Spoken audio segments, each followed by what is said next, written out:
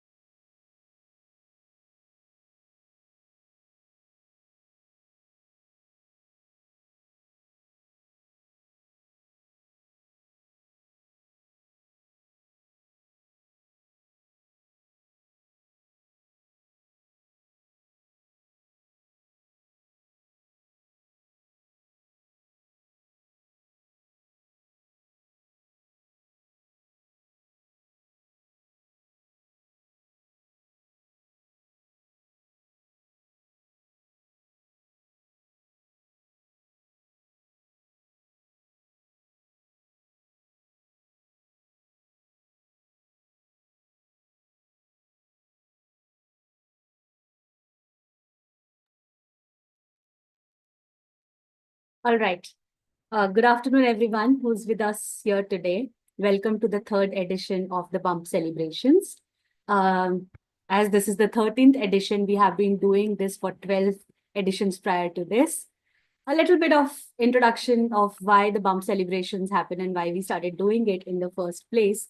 So we started with Bump Celebrations back in 2020 when the pandemic was at a high and people were not freely moving around. And we felt that there is a need for a lot of moms to be and new moms to get the relevant information regarding pregnancy, childbirth, newborn baby care without having to go to their hospitals. And I hope you all know that Super Bottoms is a mostly all mom run company. Most of our employees and the community members are a lot of like parents and mothers who come in with a lot of expertise when it comes to these topics. So we thought, why not share the knowledge? And people who are looking for answers but are unable to either move out or want them to have that from the comfort of their own house and their laptops, why not do that? So that is the thought behind why Bump Celebration started. And now we are already at the 13th edition, which means a lot of people have benefited from it. And a lot of people have been attending these sessions with us. Um, and here we are with all of you for the 13th edition of the Bump Celebrations. Um, I see a lot of you have joined in. We have already more than 75 participants. I would request all of you to stay with us till the end because we have not only a lot of amazing experts who will be talking to you all about a variety of topics when it comes to pregnancy, childbirth, and newborn baby care, but we also have a giveaway, uh, a hamper worth rupees 5,000 and more. There are a lot of amazing products from brands like Super Bottoms, Skillmatic, Soft Sense Baby, Nabi Sutra for all of you for up for grabs. The winners for the giveaway will be chosen at the end of these sessions. So please stay with us. And not only that, we also have compiled a bump manual, which is like an encyclopedia of what all you need to know at this stage in your third trimester or as a new mother about labor, preparing for childbirth, what to pack in your hospital bags, questions regarding your diet, your delivery, newborn care, best breastfeeding, and also all the experts will be speaking to you today. Their details are also there. So if you need to get in touch with them for a consultation, so all those details are compiled in the bump manual. The bump manual will be shared as a link with all of you at the end of the session. So yeah, let's stay here, all of us, till the end of the session so that you can all avail all the benefits that we have along with these sessions for all of you. So before we begin, there's a question that I want to ask all of you. So I'll be launching a poll. It will appear on your screen in few seconds. And I want all of you to take a few seconds and answer the question. So I hope you see the question on your screen. Who is attending this session? Are you the mother-to-be? Are both the parents attending together? Or is the whole family right now sitting down in front of the screen and listening to all the information which will be imparted in this session? Let's take 5 more seconds to answer this.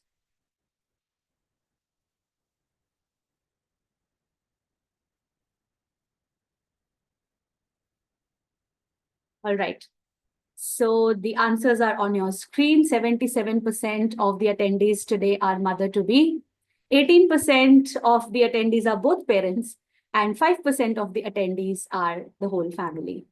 We all have heard of the concept of it takes a village to raise a child, and that's actually true. I am a mother of two daughters. They're 10 years old now, they're twins. And I realize the importance of, the whole family, your partner being on board with your pregnancy, with your child and their upbringing till now, even till the age of 10. I feel that, it takes a lot of people to understand parenting. So I would request all of you to take 5 seconds, quickly just call everyone around in the house. Um, they'll all like come join you so that everyone can hear the information which is being shared. Meanwhile, also grab your notepads and pens. A few of you joined in a little late, so I'll also let you know. Please bring 2 notepads and 2 pencils or pens with you because there is an activity planned later on in the session for you where you'll need 2 notepads and 2 pens. So let's take 5 seconds. And before we begin the bump celebrations, call everyone in the house, ask them to sit with you and bring in your notepads and pencils.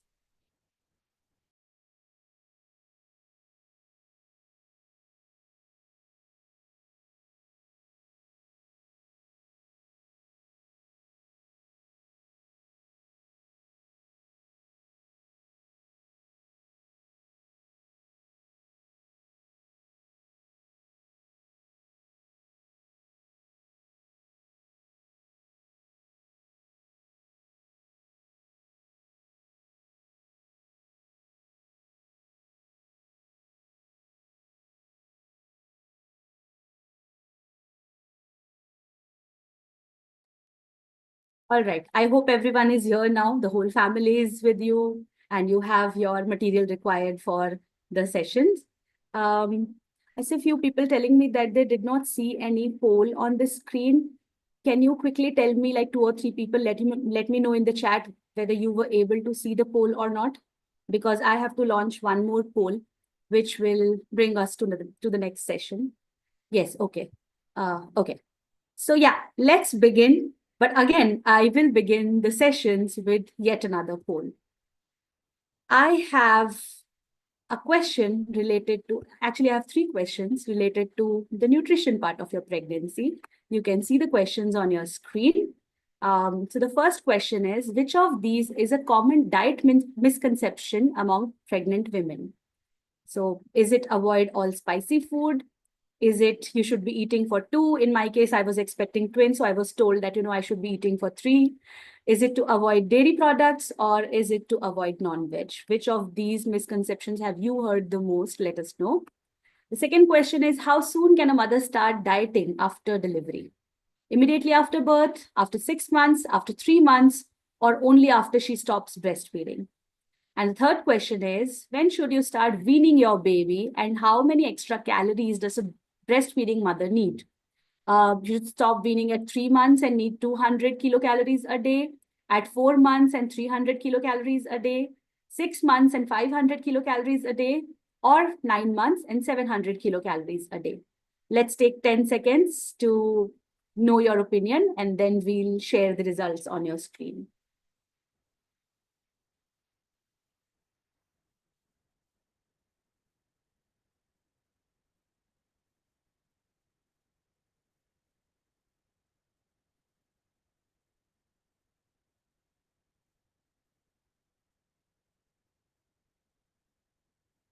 All right, so I am sharing the results on your screen.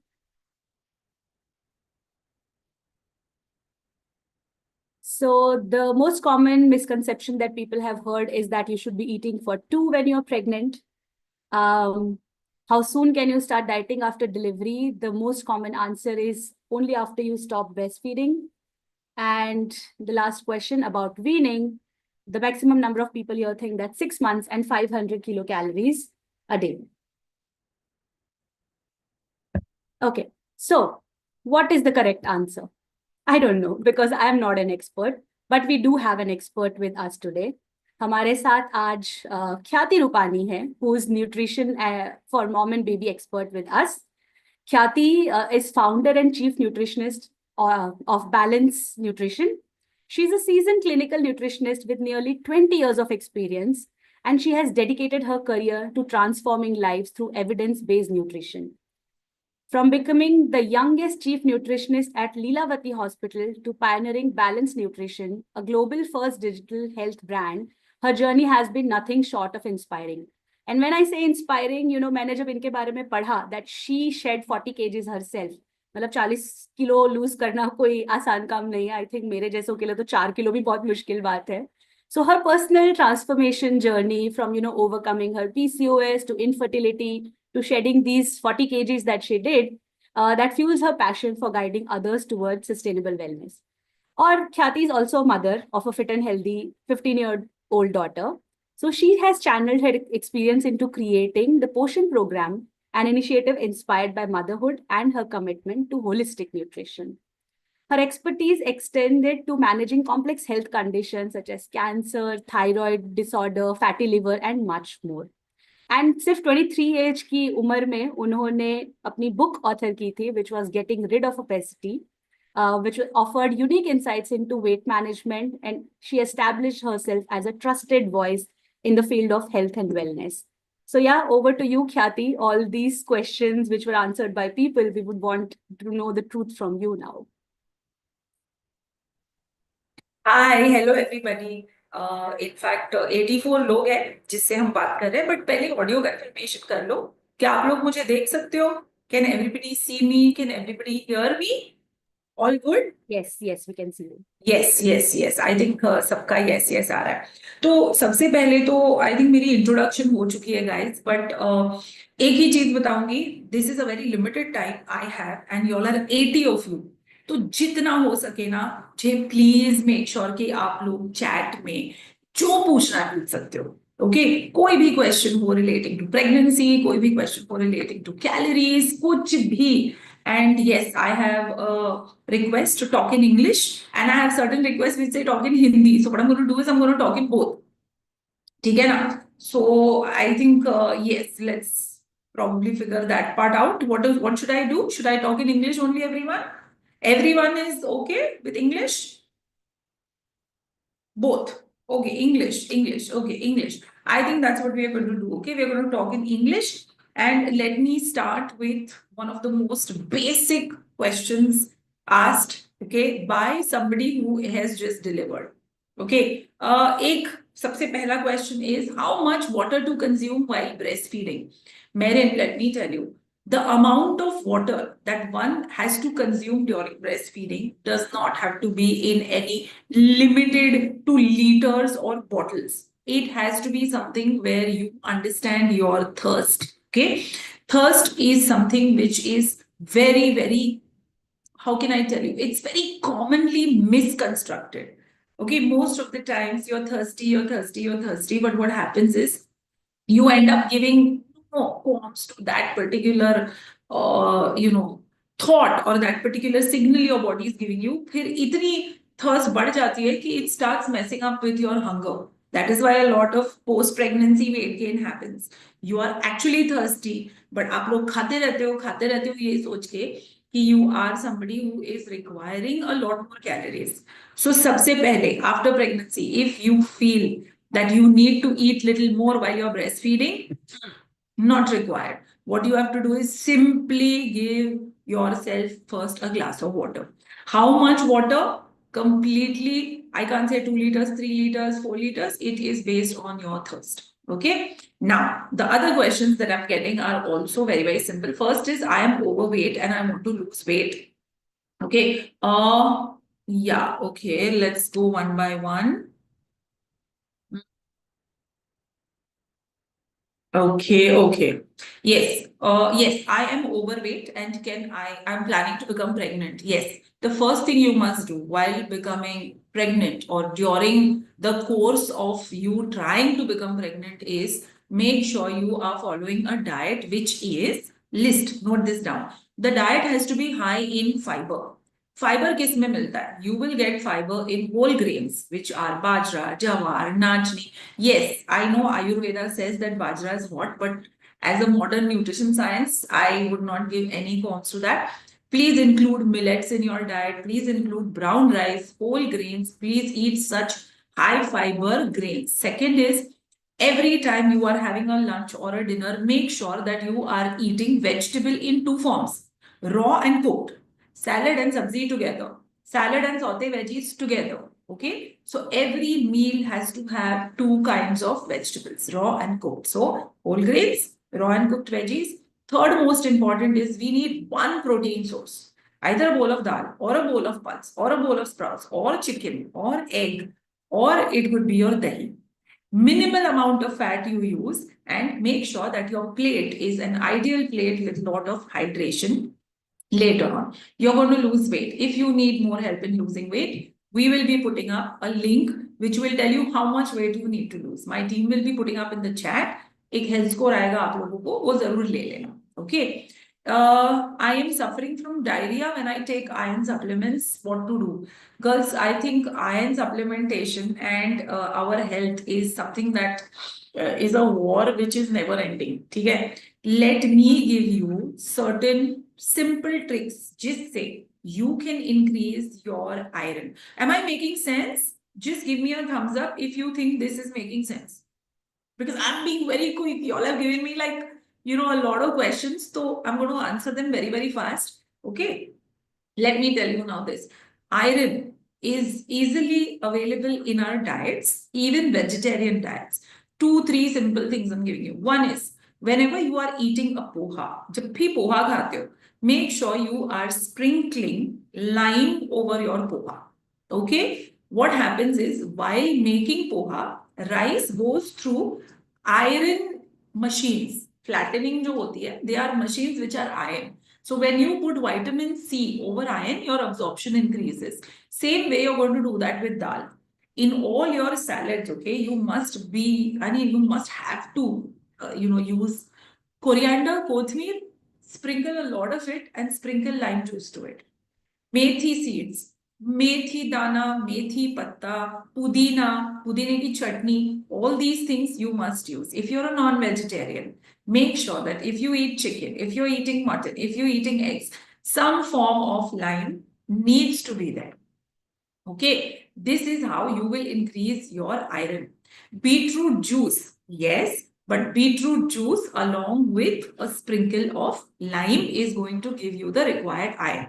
Supplementation of iron causes diarrhea and constipation, but at the same time, if you go to your gynac and if your gynac is somebody who's willing to change the brand, you may end up getting one supplement which is good.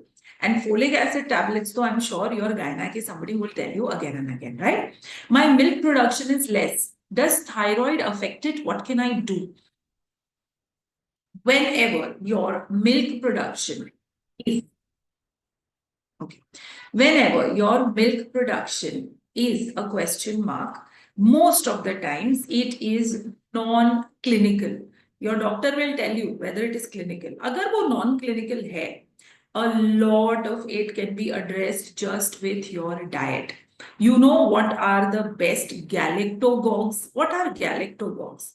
Breast milk. Unlike your regular milk is high. Animal milk जो लेते हो is high in a milk sugar called lactose. But human milk, okay, milk of a human is rich in galactose. Why? Because the chotu at home does not have enzymes to digest lactose. Okay, so galactogogues is a word जो galactose rich foods है उससे आता है. How do you have galactose in your diet? It is by using shatavari. It is by using methi. It is by using jeera. It is by using garlic. It is by using the spices which are available in your own kitchen. Okay, a detailed list of galactogogues I will share with Super Bottoms. They are going to give you a link to that article. बहुत अच्छे से पढ़ना. Is ghee a galactogog? No. Okay, so eating excessive amounts of ghee is not going to help your milk production. Can thyroid impact it? Not really. If you are on any medication for thyroid, check with your doctor once. For medication dosage alteration अगर कोई है तो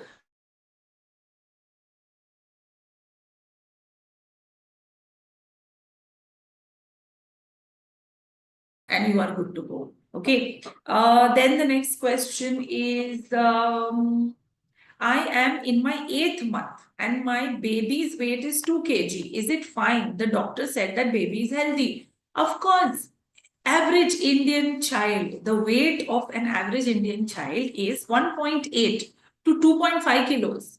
So if your child is between 1.8 to 2.5 kilos, if your child is, as per the doctor, very healthy, no problem. Okay. My son is 6 months old and he is always irritated and cranky and does not sleep even 10 hours a day. Shalini, then I would suggest that you should check what is happening with regards to the digestion of this little one. Also, since he's 6 months, have you started weaning him? If you have started weaning him, the journey might be a little difficult. It is, I think, only about something somewhere, going a little miss. Okay. I drink a large glass of water before I breastfeed. Yes, I think I used to do that too, but I used to genuinely feel very thirsty. Okay. 2 months ago, I delivered C-section. I'm having a lot of back and neck pain. Mansi, I don't see your back and neck pain a result of the C-section, but if you are using your phone too much, okay, during your bedtime while you are watching phone essay, that is the reason. And right now also I see you are lying down in the same position. That is causing you a lot of back and neck pain. It is not something which is unavoidable. क्या? हाँ, now she's gotten up. ठीक है. What is the best time to give baby other foods than breastfeeding?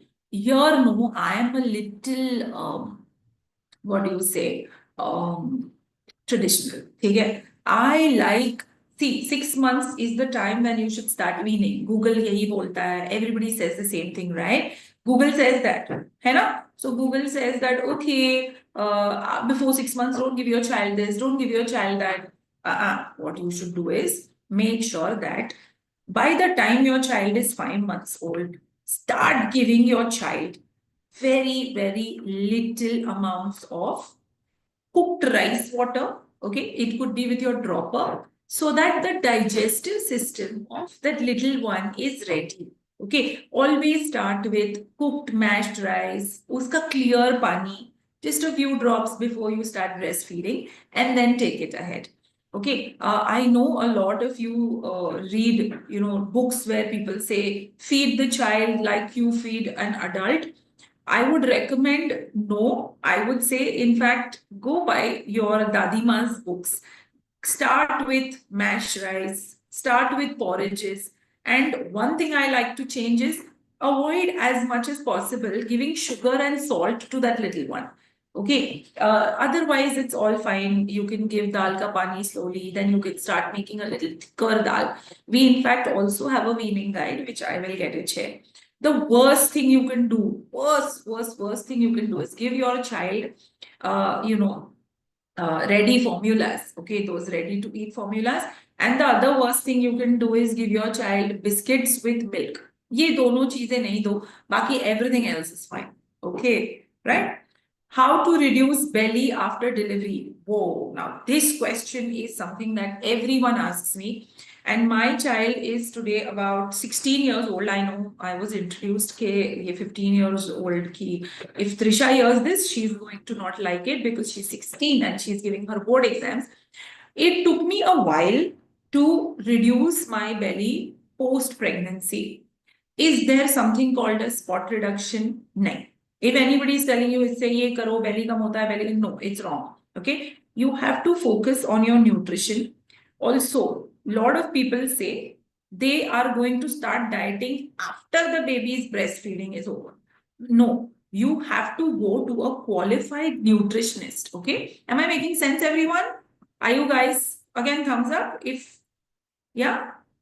Thumbs up if you guys are understanding what I'm saying. Yeah, all good? Or should I change? Should we talk about something else? All good? Can I talk about weight loss post delivery?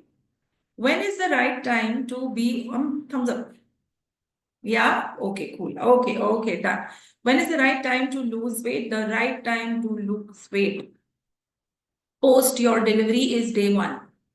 कोई भी dietitian जो आपको weight loss diet पे रखे वहां नहीं जाना है. You have to go to a dietitian who knows what kind of food is required, okay, for someone who is wanting to lose weight but breastfeed. Otherwise, what happens is you guys are okay till you all are breastfeeding. The moment you stop breastfeeding, you will put on 10 kilos.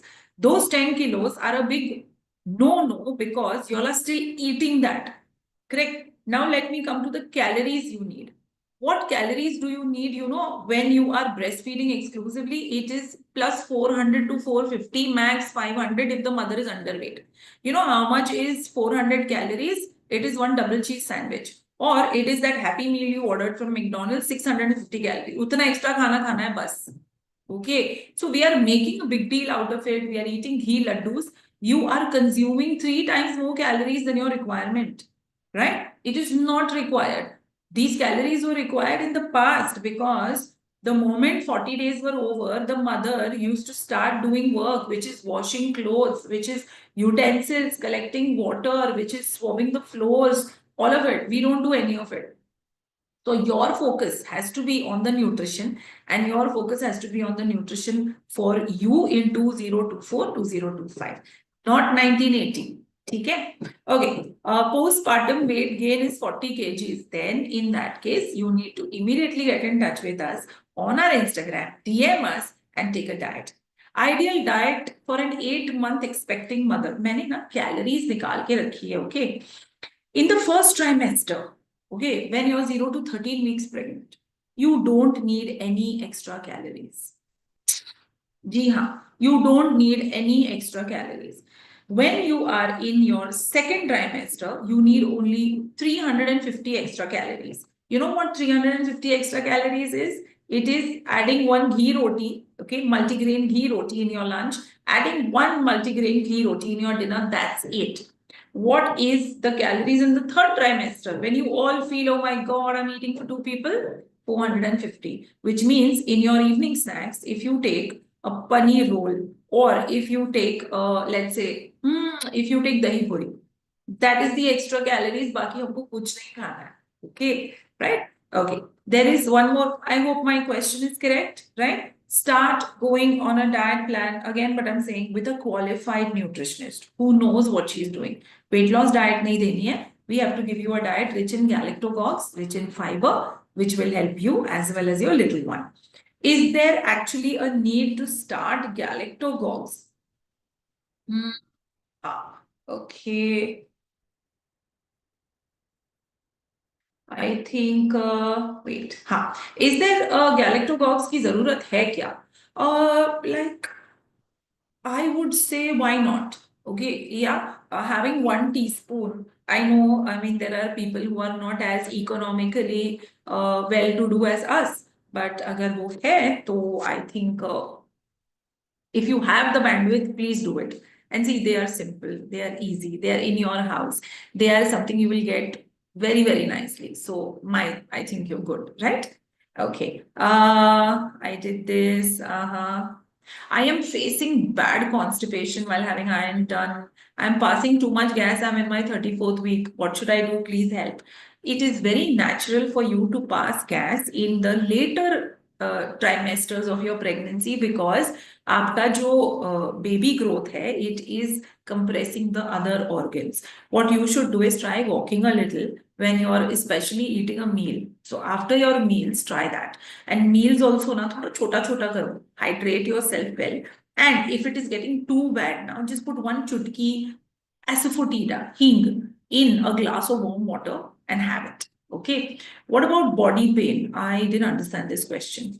What could be a good magnesium source? Okay, apart from milk in my third trimester, magnesium, nuts. Nuts is one of the easiest, sources of magnesium. In fact, what I would suggest is don't go nuts over nuts because they are high in calories. So if you are somebody who's already reached the maximum weight gain you have to reach, आराम से, but adding 2 nuts, कभी walnut, and please change your nuts, कभी walnut, कभी pecans, कभी almond, कभी cashews, two each, and you're good to go. Okay. Can beetroot juice be taken in borderline GDM? No, GDM is something that I would not want to give any generalized advice about. Okay, we have many GDM clients with us who are doing fantastically well without any insulin. So, Divya, I would like, Divya, I would like you to DM us. Okay, I think my team can put that up. You all can put up the health score also, and you all can put up the Instagram link also. Let them, come and talk to us. How many dates can I eat every day? Will it increase my blood sugar? Guys, dates is, I know it is really, really talked about, but dates को आप एक additional health supplement की तरह नहीं ले सकते. Dates is something you should treat as instead of something sweet. I had that. Okay, it is a healthier option than going for a mithai or a barfi or going for an ice cream or going for a juice. Okay, but it should be had in between meals, which means you can have it between your breakfast and lunch. You can have 1 or 2 per day. If you're overweight or battling GDM, avoid. But if you are having that, my recommendation, dates are high in iron. Iron के साथ क्या bind करना है? Vitamin C. तो एक glass नींबू पानी you can always add. नींबू पानी is without salt, without sugar, just water and lime. Yeah, it will increase your blood sugar levels. Yes, they are high in sugars, so we can take it easy.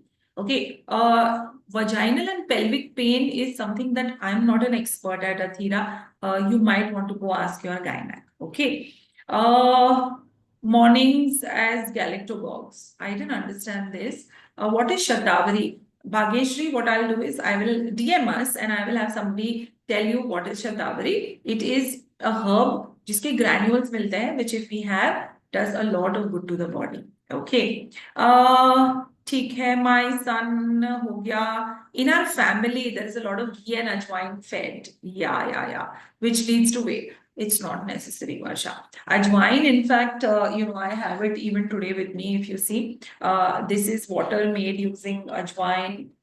It is water made using adrak and jeera. Okay, because I was not feeling too great in my tummy yesterday. So this is good, but adding a lot of ghee to the diet was something we used to do long back. अभी नहीं, ठीक है? ठीक है. Pains के लिए my recommendations, check your phone. Okay, check how you're using your phone. Check the position. Right? Okay. Uh, Solid foods for babies. What should we start with? The best thing you can do is mash rice. Okay, first in the puree form, then little thicker, little thicker, little thicker. Another favorite of mine is apple stew. Okay, apple peel karo, stew it, don't add any extra sugar, etc. Just the way it is, and you are good to go. All right. ठीक है. Can I give cows milk after 6 months? Uh, See, as long as the source of milk is known to you, we are battling a lot of, adulteration in milk, right? So, as long as you know the milk source, we are okay. And try giving it diluted first. Okay, then go ahead. Does leaking colostrum from my 7-month pregnancy indicate good milk production after giving birth? It does not indicate good milk production, but we are good to go. Okay, you are safe from at least not having to deal with any complication, touch wood, that might come later on. Okay. Right. When can I start giving water to my baby? You can start giving water to your baby the moment you start weaning her. Uske pehle, there's no requirement of it because the breast milk is taking care of everything. Till when to avoid salt and sugar for the little one? See, I'll tell you my experience. As a dietitian, I did not want to give any formula feed to my child, right? The Cerelacs. And so we have learned how to make our own Cerelac at home. So what I used to do is I used to take 3 parts. This is a good recipe. 3 parts of nachni. So say suppose if I'm taking 3 spoons of nachni, I used to take 1 spoon of sprouts. So 3:1 ratio. I used to sprout it, soak it, and then I used to dry it in the sun. Then I used to powder this and I used to give my child this. My child was not readily accepting that too much. Okay. To make sure she's accepting it, I started adding a micro millimeter piece of jaggery to make it more palatable for her. So if your child is not eating, if your child is going through bad appetite, if your child is losing weight, it is okay to add a little sugar or a little salt by 8th, 9th month, because unpalatable food and then putting your child on formula, usse to better hai ki you do this, right? Okay, my 8-month-old is not drinking water. How can I introduce? Trust me, they know about their appetite and their body far more than we do about ours. हम बड़े होके उनका diet control, we take control of their diet, right? तो चपाती तो खानी पड़ेगी. We make their thali. We are destroying their ability to understand how full they are. Okay, so the signs of a successful mother is when you're 1 year old. Yeah, when your 1 year old knows how to plate their thali. Okay, I know Indian moms too much now. So your 2-year-old should know. So today, my 16-year-old knows how to plate her thali because of practice of years. My only condition used to be sabzi itni jayegi. Okay, roti, she could do whatever she wants. If she's hungry, 3. If she's not hungry, 1, half, no roti, fine. Okay, so I used to take care of the vegetables and the proteins because I was very clear. Itna to khana hai. So make sure you're making your child independent. And if your child is not having something, it's okay. The child is full. Don't go on feeding and feeding and feeding and feeding and making the child go home. Yes, if there is a weight loss, but again, go to the doctor. Sometimes weight loss hota hai because height बढ़ गई, muscle आया. So there are a lot of changes. Don't just react too much to, my child is not eating situation. Yeah. Is Cerelac good? No, I just gave you my homemade recipe. Don't try anything, right? Okay. many videos on social media about C-section scar. That's something that I would not be able to answer. My son is, yeah, we are done. Okay, guys, I think, yeah, here, I got it. I'm not having gestational diabetes, but my amniotic fluid is 19.2, तो क्या dates and sugar products लेना खराब होगा? I'm taking metformin. Yeah, Mehek, then I would recommend don't go for anything that is a sugar source, natural or artificial. Okay, and if you need more help, well, we will put up our what do you say, our contact details. You can always come and, go ahead, right? Once we start solids, is there a need to continue with a top-up formula? Again, I would recommend you to check your baby's, intake. If your baby is, friendly and getting very used to the khichdis, the dals, the mashed rice, the stewed apple, and all of it, you don't need to worry. You can cut out on the formula. Okay, formula jitna jaldi ho sake utna jaldi take it out. Okay. Yeah. Can I start giving badam to my 6-year-old? No. Why? Wait. Puri life padi hai. Right? Introduce very, very simple, easy to digest grains and fruits first. Okay. I had a baby girl at the age of 7 months. She drank milk for 2 months and my milk supply stopped. And after that, it started in the 6th month and stopped again for 15 days. It seems to be, Muskan, that there is an on and off supply, but yes, go to your gynac or go to your pediatrician, get a formula feed, or now I think you can ask for weaning also. So in case you need help with weaning, let us know. We will be happy to help you. Okay. Can we give dry fruit powder to 7-month-old? No. No. Guys, can I say that let's introduce nuts in the diet of the child after 1 year? Safe, simple, easy peasy. Okay. Yes. It's not required. We are just told that it is easy. Can I give chapati to my 1-year-old baby? Yes. Okay. I'm a new mother. When can I start doing household work? In US, 4th day they do household work. In certain places in Europe, 6th day they are back to work. In our country, 40 days. Okay. But let me tell you why.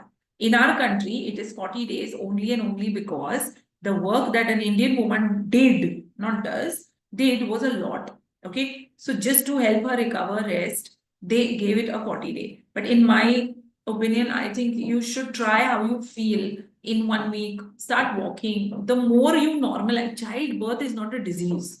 Jitna jaldi normalize kar pao na, kar lo. C-section, again, how it is, was it successful, how is your recovery? वो stitch निकालने जाओगे, you'll go and remove the stitch. See how your recovery is and you should be good to go. Okay, can we eat juice and raw veggies while being pregnant? Yeah, fruit juices is not my favorite. It raises blood sugar, but vegetable juices, of course, clean your vegetables nicely. Take the source, check the source, get it from a good place. Salads, bahar ka, I'm okay. I was eating sometimes bahar ka salad, but go ahead, yeah. I mean, don't make it such a big deal. Again, I said pregnancy is not a disease. Okay. We have shared you guys our links, so here we go. We're sharing it again, and I think I have answered most of your questions. Can I take green coffee to reduce weight? My baby is 3 months old. Whether you take green coffee, green tea, black coffee, supplementation, nothing is going to help you. There is no shortcut to losing your post-pregnancy weight other than making your diet changes a big priority. Okay. The healing that food can do the day of your delivery, say leke, first birthday of your child, you will be surprised. Okay. I should play a quiz. Can anyone guess what my age is? I've lost 40 kg. I've lost it twice. I was battling PCOS. I am battling adenomyosis. Can somebody guess my age? Skin, hair, you can check everything. This is what nutrition does. And we also eat out. It's not that I don't eat out. Every client at Balanced Nutrition gets a restaurant guide. Wherever they go, they are getting an airport guide also. So I eat pizzas also, I eat Chinese also, and so do all the other clients.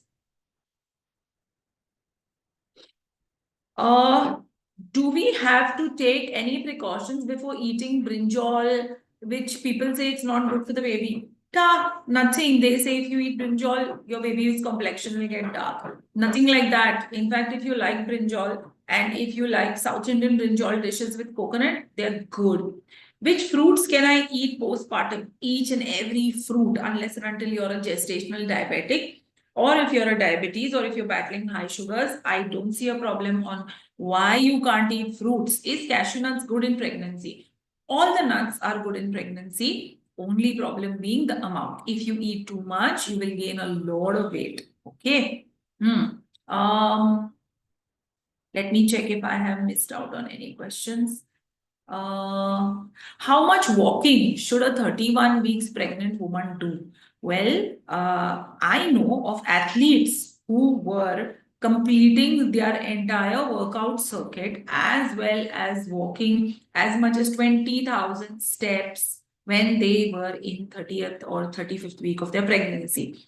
So, Rajvi, as much as possible, if you want to complete your 7, 8, 9,000 steps, please go ahead. If you were active before pregnancy and in the first 30 weeks of your pregnancy, I don't see a reason why you should not. Okay, girls, pregnancy is not a disease. Pregnancy is not a disease. You have to do something which is as normal and whatever you would do otherwise. Okay, I have a 2-month baby through normal delivery. I'm having lower abdominal pain. Oh, I'm so sorry. Pain is not something I can address. How to control cravings and stay motivated? 2-bite rule. Okay, this is my favorite. In fact, if you're starting off, start with 4-bite rule, whatever you like. Okay, you have it and you have only 4 bites of it. I don't have a teaspoon around, but what teaspoon, a tablespoon nahi. Yeah, just make sure that you are having it in a teaspoon. So if I am today craving ice cream, I eat only 4 bites of it and then I'm done. Okay, if samosa, chote bites, 2 bites. Okay, because I'm doing it for years, this is what it is. Okay. Right. How to stop sugar cravings? Stop thinking about it and stop giving yourself supreme big promises like, oh my God, I'm not going to, let's say, eat sugar from today. इतनी बड़ी बड़ी चीजें मत बोलो अपने आप को. Go with the flow. And yeah, I think you should all follow my page. ठीक है? We keep giving you a lot of tips. When should we start exercise postpartum? Exercising postpartum is again depending from person to person. If you are somebody who's regularly worked out, normal delivery hai, I would say 4-5 weeks mein you should start. But again, take the permission of your gynac. I had started my walking, etc., when my little one was 30 days old. And in the house, so I started walking all the time. Okay, we have more messages, but I want to ask the people who are hosting it. Avni, can I continue? I think if we have time at the end of the session, we can take on more questions because other experts are also waiting. And Yes.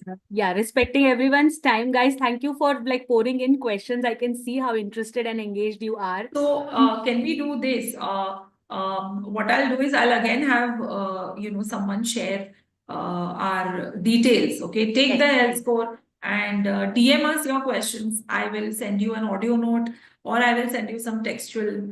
Oh, there are 50 more messages. So yes, I think I'll do that, and we should be good to go, right?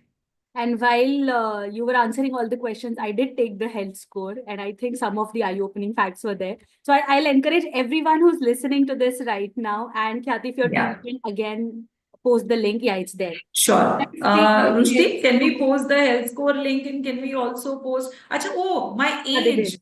Okay. My age. I'm 41. I mean, everybody was playing that quiz.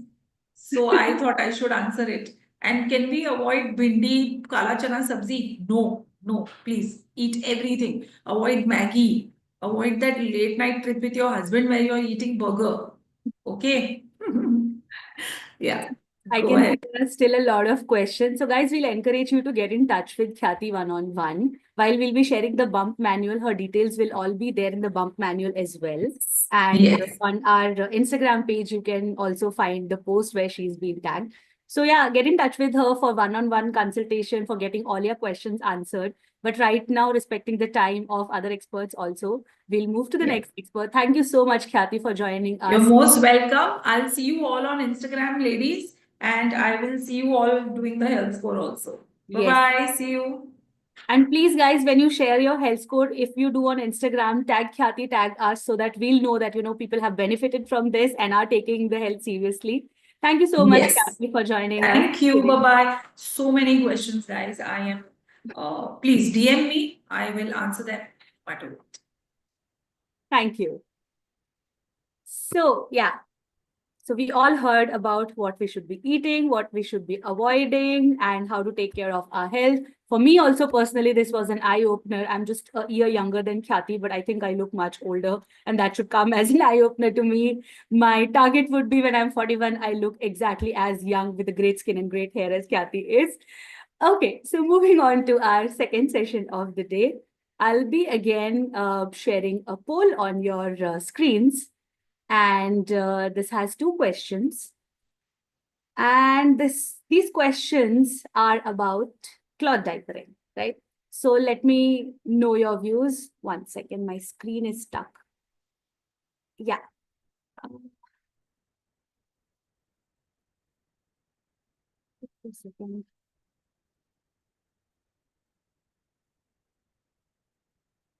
Can you guys see any poll on your screen right now? No, right? I am unable to share the poll. Okay, so what I'll do is I'll tell you the questions and I want you to think about what you think about these, like what you think about the question and what your answer is. And then we'll pass on to the next session. The first question is, how many diapers do you think your baby needs throughout the 3 years of their diapering journey? Like ideally around the age of 3, kids get completely potty trained. So by then, how many diapers do you think we need? Let us know in chat. Like, is it 16 diapers? Is it 100 diapers? Is it 1600 diapers? Or do you think we need like thousands of diapers for 3 years? So let's hear that in chat window quickly. So some people are saying 16 diapers, some are saying 1000 diapers, depending on the baby's potty capacity. Oh, trust me, like my babies used to poop like 8 times a day, sometimes 10 times a day. 4 in a day, 20, 16, 1600 diapers. Okay, so we come to the next question. How long does it take for a disposable diaper to decompose? We're talking about the disposable diapers, right? Which are one-time use and throw. So how long do you think it takes for a diaper to decompose? It takes 100 years, 400 years, 20 years, 1,000 years. How long do you think? Let me know in the chat box. 200 years, 3 days, 1,000 years, 100 years. Okay, a lot of answers coming in, which brings us to our session about cloth diapering with Jayashree Ramakrishnan. Jayashree has been an integral part of Super Bottoms for years now, and she is our in-house cloth diapering expert. She has, in her journey, helped thousands of new parents understand and master the art of cloth diapering. I'm also one of those people who had a lot of questions and used to ask in the community to all other parents. And she is like a living encyclopedia when it comes to cloth diapering. So let's hear it from Jayashree and get all the questions answered. Over to you, Jayashree. Thanks a lot, Shalu.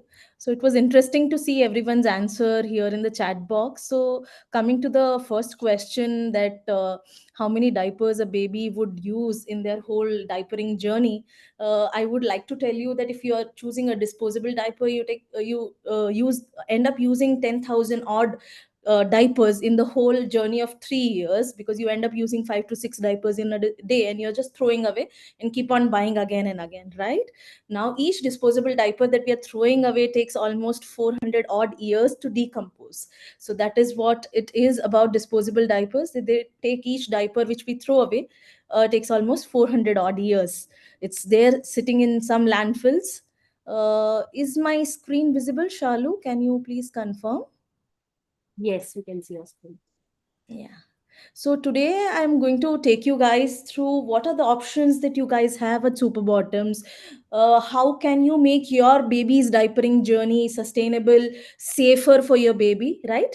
So I'm sure all of you are expecting parents, and you would want to know how do you start your journey with Super Bottoms, or what are the products that you can look out for at Super Bottoms for your little ones. Yeah. So the options widely available in our market is disposable diaper, which we discussed already, and langots, right, which we have been using from generations altogether. Our parents, our grandparents have been using it, and we also at point of time, some point of time, are going to use it. Yeah. Now let's talk about the disposable diaper. Disposable diaper are convenient because they have gels and chemicals in it, which is going to, because of which it is going to last for longer hours. Yeah, they are waterproof, they are convenient, we can say that. But they are loaded with these chemicals which we don't know what kind of impact they're going to make on our kids. They're not environmental friendly as well, because we discussed that they take a lot of time to decompose. They are also not cost effective, because you're going to keep buying them again and again till your baby is going to get trained. While we have the langots that we have been using from generation, which we know are very safe, because that's just made up of layers of cloth, it is safe for the baby, but it is not waterproof, right? Because once the baby pees in it, the baby is going to feel messy, and it is going to come out, everything is going to come out. So they might not be that convenient like a disposable diaper, though they are cost effective and they are safe for the babies. Now we at Super Bottoms went through all the things that are available in the market, and we came up with our diaper, which is a goodness of cloth and a convenience of a disposable diaper, which is our Uno diaper. Basically, you get the goodness of what all the goodness of langots that you have put together with the convenience of a disposable diaper, which all parents need. That is the Uno diaper. Now what is this Uno diaper? So in Uno is the name of the diaper that Super Bottoms has. So we have two sizes in Uno diapers. We have newborn Uno cloth diapers, which are for newborn babies right from birth till 3 months, or up to 7 kgs. Okay. Then we have the free size Uno diapers. The free size Uno diapers are going to fit babies right from 3 months till 3 years. Okay. So that is going to cover a huge bandwidth of babies from 3 months till 3 years. Now, what are these Super Bottoms cloth diapers? So now they are made up of 100% organic cotton pads. So they are safe, skin friendly for the baby. They are washable and reusable. So they become very economical, because you're not spending money again and again. You are also saving the earth, because you're not throwing away, because they're washable and reusable for 300 plus times. You're not throwing away and creating any havoc on the earth, right? And how do we make sure? Because the next question I am sure everyone has in mind is, how is the cloth diaper going to make sure that my baby feels comfortable for n number of hours? So we also have dry feel layers of cloth stitched on our pads on the of the diaper, so that the baby stays dry and comfortable. So let me just show you how our diaper looks like from inside. I'll also be showing you the real product at the end of the presentation. I'll show you the newborn Uno, because I'm sure most of you parents would want to see how actually the product looks like. So the major component of the product is the waterproof outer cover of the diaper, which you see. So the free size Uno diaper has all the buttons in the front, while the newborn Uno diaper would have velcro to close the diaper. And every Uno diaper would come with a dry feel magic pad, okay, which will have a dry feel layer on the top, which is going to touch the baby's skin, and that will make sure that the baby feels comfortable. And all our pads are made up of 100% organic cotton, so they are very safe to be used. And this waterproof outer cover and the pad together are going to ensure that all the pee and poop stays inside and nothing is going to come out. So all the three things what a parent looks for in a diaper: that the baby should feel comfortable and dry, the diaper should last for long hours, and all the mesh should be contained inside, it should be waterproof, are taken care in our Uno diapers. Yeah. So as I said, the free size Uno diaper fits from 3 months till 3 years. It is going to grow along with your baby. So you just need around 16 diapers for your whole diapering journey. You can keep washing and reusing them till your baby gets trained. Yeah, you are also saving a lot of money, which I was talking about earlier, because when you buy disposable diapers, you end up spending almost 45,000 rupees. And when you buy cloth diapers, you just need n number of diapers based on your usage, right? So here 16 15 is a maximum number that we have taken into consideration. If you compare this, you are saving almost 74% of your money by shifting to cloth diapers and not choosing disposable diapers in 3 years till your baby gets trained fully. Yeah. So this was about cloth diapers.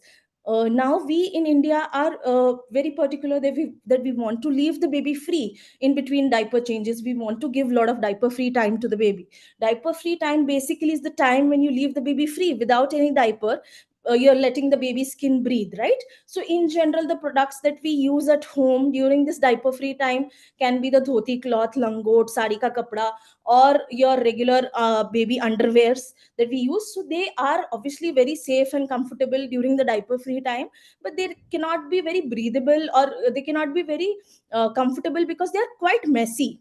They're going to create a lot of mess. There's going to be a pool of water under the baby because of these products, right? So we at Super Bottoms also have thought about that issue of parents, because we believe that diaper free time is important for babies to let their skin be breathe and free from diapers. Yeah. So we have made two products. For smaller babies up to 9 months, we have the dry feel langots. Dry feel langots are basically langots which have a dry feel layer on the inside, which is going to ensure that the baby stays dry, while there is a 3 layer of padding in the langot, which is stitched in the langot, which is going to ensure that it can hold one pee. While they are not diapers, they are for diaper free time, so we need to change them after each urine, and you can feel the dampness when you touch it from outside, because it's a diaper free time product. Same for older babies. We have padded underwears from 9 months till 4 years, because we understand as the baby grows, it's not easy to tie on the langots on the baby. So we have padded underwears from 9 months till 4 years, right? So the both the products have 3 layers of 100% cotton padding. They have a dry feel layer so that the baby stays comfortable, and they are good for one urine, one pee. After each pee, we will have to keep changing them. Again, reminding you all, they are for diaper free time and not diapers. Yeah, with this we have almost done with products for smaller babies. Now as the baby grows, I understand parents would want to move from dry feel langots, then padded underwear, and to graduate to the regular underwears. So we at Super Bottoms also have super soft underwear, which is for babies right from 6 months till 8 years of age. Okay, so the main USP of our super soft underwear, I would say, is the fabric is what makes it the super soft underwear of India. Yeah, because bamboo is considered to be very soft, very stretchy and comfortable. So it is also antibacterial in nature, so it's very comfortable for the babies. So we have wide varieties of styles for babies right from 6 months till 8 years. You guys can check it out on our website. Yeah. Then there is a period range. We have period range of products. So mainly in the period range of product, the major product that we have is our max absorb period underwear and bladder leak underwear. Now what is this period underwear? Period underwear basically is an all-in-one product which can be used instead of a sanitary pad or a tampon or a menstrual cup. Okay, so this period underwear is washable and reusable. Super Bottoms period underwear can be washed and reused for n number of times. It can be chosen, the size of it can be chosen like how you choose a regular underwear. So we have sizes right from double extra small till triple XL. Now talking about the fabric, here also we have used bamboo as the major component of the fabric, because bamboo is considered antibacterial, and we have a lot of taboo related to reusable menstrual product in India. So obviously the fabric is antibacterial. At the same time, we also recommend that we wash it and dry it in a well ventilated area, so that it is safe to be used for the next time. Yeah. And the absorbency of it, if I talk about the absorbency, it can last up to 8 hours, but to maintain hygiene, we do recommend changing it between 4 to 6 hours. Okay, it can be used for postpartum bleeding also. So it is a high waist design, so it's going to cover your a whole belly. That is postpartum, you might have a slight belly still for few more months, so it can cover the whole belly. It would reach almost till your belly button. So it's a very comfortable high waisted period underwear that we have, which is leak proof and stain proof. Obviously you can check it out on our website. I am personally been using it for 2+ years now. So we have covered almost the important products that are connected or that are important for new parents and new mothers. We have a team of moms which is called our Moms Connect customer support team. Yeah, you can reach out to us. We have mothers who speak 11 different languages, so you can reach out to us on WhatsApp as well as on call. I will share the numbers also here on the chat. Okay, so you can reach out and we'll help you out if you need any personalized guidance about what product to choose, how to use, or when to start which product. We will help you out personally. You can reach out to us. We also have a community on Facebook as well as WhatsApp. You can join those community. We have different communities related to all the aspects of parenting, so you can join that and take help from each other, all the parents that are there on the group. And obviously you can check out our products at Superbottoms website, that is www.superbottoms.com. Yeah, so with this I complete my presentation, but I'll want to show you guys the products that we have at Superbottoms. Yeah, I'll just stop sharing my screen, and then we'll I'll start showing you the products. Yeah, there's a question, Jayashree, that a Is mom my, has my screen stopped getting shared? the screen has stopped. So Okay, there's yeah. a question by Divya that she has used size Uno for her older son, and she's Yeah, asking whether it can be used for the next baby, which is going to be a newborn baby, and this is a free size Uno. So I'd like you to talk about that. And she's also asking how to clean this for reuse, and to add to it, if you can also talk about how to clean and wash any of the Super Bottom products. Yeah. sure, Shalu. So, yes, mommy, you can go ahead and use the product that you've used for your first child. That is the best part about cloth diapers, that they have a long life based on how we have maintained it. So, please do not worry. What you can do is before you reuse it for the second child, number two, it's a free size Uno. So, you will have to wait till the baby is 5 kgs. But once the baby is 5 kgs plus, you can start using the product on your little one, the second baby, that is. Now, before you use it, just give a hot water rinses to the diaper. So you can wash it once and then give a hot water wash them in just hot water, so that any residue, if it is there, it is there in the diaper and the pads, would go away, and then you're good to use it on your baby too. Do not worry, and please reach out to us if you need any assistance in using it. I'm sure you are an expert now because you would have used it on your baby one, but even in other case, if you need any help, please feel free to reach out to us. Yeah, now talking about the wash routine of cloth diapers, which Shalu highlighted that many of you would want to know, that how do we wash it, how do we maintain it. So there's nothing to be scared about washing cloth diapers. Okay, so we also have something, so especially new parents are worried about poop. We have something called as easy clean top sheet, which are thin layer of sheet of dry feel fabric, which are compatible with both our newborn Uno and free size Uno. So you can use this sheet every time you're using the diaper, so that majority of the poop will get caught on this sheet. So you do not need to worry about the poop cleaning. You just have to remove the sheet and flush out the poop from the sheet and put your diaper in your laundry basket. Yeah, and our diapers do not be washed immediately. Super Bottoms diapers can be stored up to 24 to 48 hours if they are just peed in. Okay, you can keep storing them in a dry laundry bucket, and once it's the time of your washing other baby clothes, you can combine this along with that. Because this would be loaded with urine, we recommend you giving a pre-wash first before you mix it with any other clothes. Pre-wash is nothing but rinsing or washing them under little detergent and under water, so that any pee which is there in the diaper would go away. And then say suppose you're going to hand wash, you're going to soak it for 20 to 30 minutes in detergent water, nicely agitate it with your hand and rinse it and dry it. Yeah, so if you're going to wash by hand, your first step would be to remove the pee, by which is called pre-wash. Using a little detergent, you're going to wash it under running water, and once that is done, you're going to do your second step, which is called your main wash, basically deep cleaning of your diapers. You're going to soak it for 20 to 30 minutes and agitate it well, rinse it and dry it. Yeah, now say parents who use washing machines, they are concerned that how do we wash it in the washing machine. They are safe to be washed in the washing machine as well, both newborn Uno and free size Uno. The same way we would wash it in the machine also, with two steps. The pre-wash step would be a 15 to 20 minute short cycle, that can be a rinse and spin cycle or a quick quick cycle that you have in the machine with little detergent, so that all the urine from all the diapers would get washed away. Then the second step would be to run a regular cotton cycle or a 45 minutes plus regular cycle in your washing machine with other baby clothes, so that the whole pee gets washed away from all the diapers. Okay, and a deep cleaning happens. So this would be the wash routine process. It is as simple as you wash your other baby clothes with care.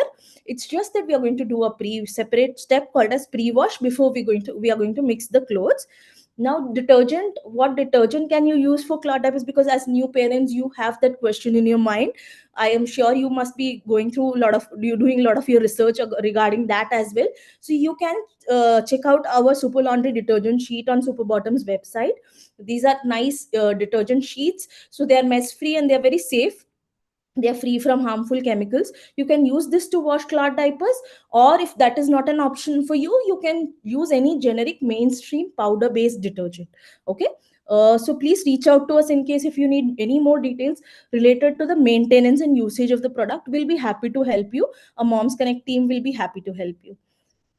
And I'm also trying to see if there are any other questions in the chat box. So there's one question related to stains on the cloth diaper. Although the question is related to if the baby passes motion, like if they have loose motion.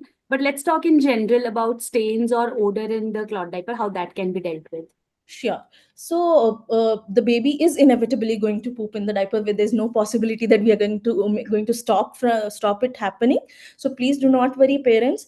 While washing the diaper, as I said, while you are going to knock off the poop from the pad after the baby has pooped in the diaper, just make sure you're rinsing it well, squeezing it, and then keeping it aside in your laundry basket.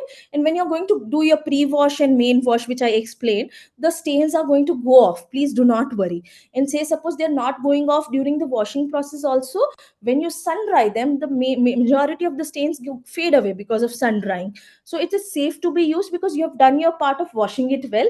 Stains is something that which is beyond our control sometimes, because it is based on the color of the poop that was there on the diaper, on the on that has come on the diaper, right?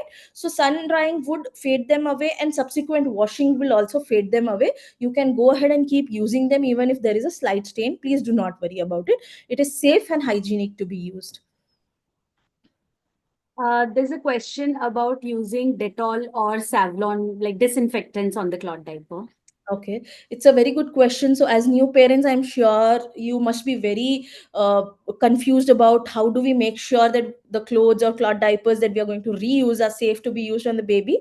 So, just the wash routine, what I have explained, that is enough. That you use any mainstream powder-based detergent or super bottoms laundry detergent sheet to wash the diapers. There's no need for an additional disinfectant liquid to be used to wash the diapers, or because in general these days pediatrician do not recommend using Dettol or Savlon on regular washing basis, because that also kills good bacteria. Yeah. So the best way to be sure that the diapers are safe is to sun dry them. If you have sun at your place, just sun dry them for a couple of hours. That is going to make sure that it is nicely crisped, and all the infection or anything which you are worried about is gone away in that sun. Yeah. So please do not worry. There is no need for Dettol and Savlon. Just make sure you're washing it well with detergent and then sun drying it if you have sun. Otherwise, in a well ventilated area. For how many washes can we use one Uno cloth diaper? Okay. So both newborn Uno cloth diaper and the free size Uno cloth diaper can be washed and reused for 300 plus times. So you can go ahead and use it till you can. One mother wants to know that once they are done with Uno, how do they dispose of this diaper? Okay, so we at Super Bottoms do take back Super Bottoms cloth diapers. If you have done using it and you do not want them anymore, you can send it to us. You can reach out to us. We'll share the address. You can send it to us for recycling. We do recycle the old diapers which are not in a condition to be used, or the parent are done with it. So you can send it to us. We'll recycle it. So Mansi is asking that her daughter is 2.5 months old and what is the perfect size for her, because she ordered a dry feel langote, but it was smaller for her. Okay. So Mansi, the langot size would purely depend on your baby's weight range. So we have two sizes in langot. The small size is basically 0 to 5 kgs and the large is 5 to 10 kgs. Okay. It also depends on the build of the baby. So if your baby is between 5 to 10 kgs, I would recommend you to go for the large size dry feel langots. And if you're talking about cloth diapers, if your baby is again more than 5.5 kgs, you can directly go for the free size Uno cloth diaper. And if the baby is less than 5 kgs, then obviously newborn Uno diaper would be a better choice. Yeah. We're coming back to reusing the old Unos. Divya is asking, is there a need to bleach these diapers before we reuse it for the next child? So hi Divya, if you feel that you have just used it only for your one child, then it is totally fine not to bleach it, because you know you have maintained it well. Only a hot water wash is enough. Bleach is required when you feel there is no absorbency in the diaper and you feel there is a mold or any infectious infection that baby had before, a rash issue or something, whatever that might lead a bleach. Otherwise, only a hot water wash is enough. Yeah. Ishan is asking that how many diapers should she stock up to begin with? Like, what's an economical number to start with? Okay, so it would totally depend on your usage. So, in general, if you see a baby needs around 5 to 6 diapers in a day. So, if you're planning to use cloth diapers 24/7, then you need 5 to 6 in a day, and you need at least double of that to stock up, because you are also going to consider washing and drying time. Yeah, so you need around at least 10 to 12 diapers if you're going to use it 24/7. So, it will totally depend on your usage, what you're going to plan and use in a day. Bhagyashree is asking, can we use fabric conditioners like Comfort for cloth diapers? Okay, so Bhagyashree, again, there's no need to use a fabric conditioners for cloth diapers, because only the detergent is enough. And in general, fabric conditioner, liquid detergents, they are loaded with additives and additional fragrances, which might not be good for the cloth diapers, because they go and block the pores of the cloth diaper, the fabric of your cloth diaper. So it is not recommended that you use it, because it might also hinder the absorbency and irritate your baby's skin. Um, Indraja is asking about the pads that come along with each diaper. And Jayashree, if you have them handy, can you also show the pads? Sure, sure. So I would like to show you all the newborn Uno cloth diaper. This is how it looks. It is made up of waterproof fabric from outside. It is also minky. The newborn Uno diaper has a minky finish to it from outside. There are Velcro on the front, which through which you can put the diaper on the baby. And there is a dry feel magic pad attached to the diaper. Okay, so it is a detachable pad. So you detach it while washing, and the pad is an openable style of pad with a three fold. You fold it towards the button, making sure only the dry feel layer stays in the front, so that that is going to touch your baby's skin. Yeah, and then you attach it. So the free size Uno also has a similar style of pad along with it. It's just that the size of the free size Uno is bigger. So this was the newborn Uno which we saw. Okay, the free size Uno is similar to that with a waterproof fabric, but there are buttons here on the free size Uno diaper, and there is a pad again similar to that. So this is the dry feel magic pad of free size Uno diaper. Okay, so the pad again comes in white color these days. Based on the availability, you get a pad with a dry feel fabric of white or blue. Okay, and it's again a three-fold pad with buttons at the back. You attach it on the diaper and you're good to go. So with the free size Uno, parents, you also get a booster pad option, wherein if you want to use the diaper for overnight usage, you can add this booster pad along with your diaper, so that the diaper can last overnight. So the free size Uno, again, I would say if it's from 3 months till 3 years, while the newborn Uno is good for newborn babies right from 2.5 kgs till 7 kgs. Okay, while for the newborn Uno, we are going to keep changing it every 3 hours. That is what most of the doctors also suggest, that it's hygienic to keep changing the diapers frequently, because they are going to pee and poop very frequently. Yeah. Is dry feel langoot good to use while monsoon seasons, and will it dry quickly?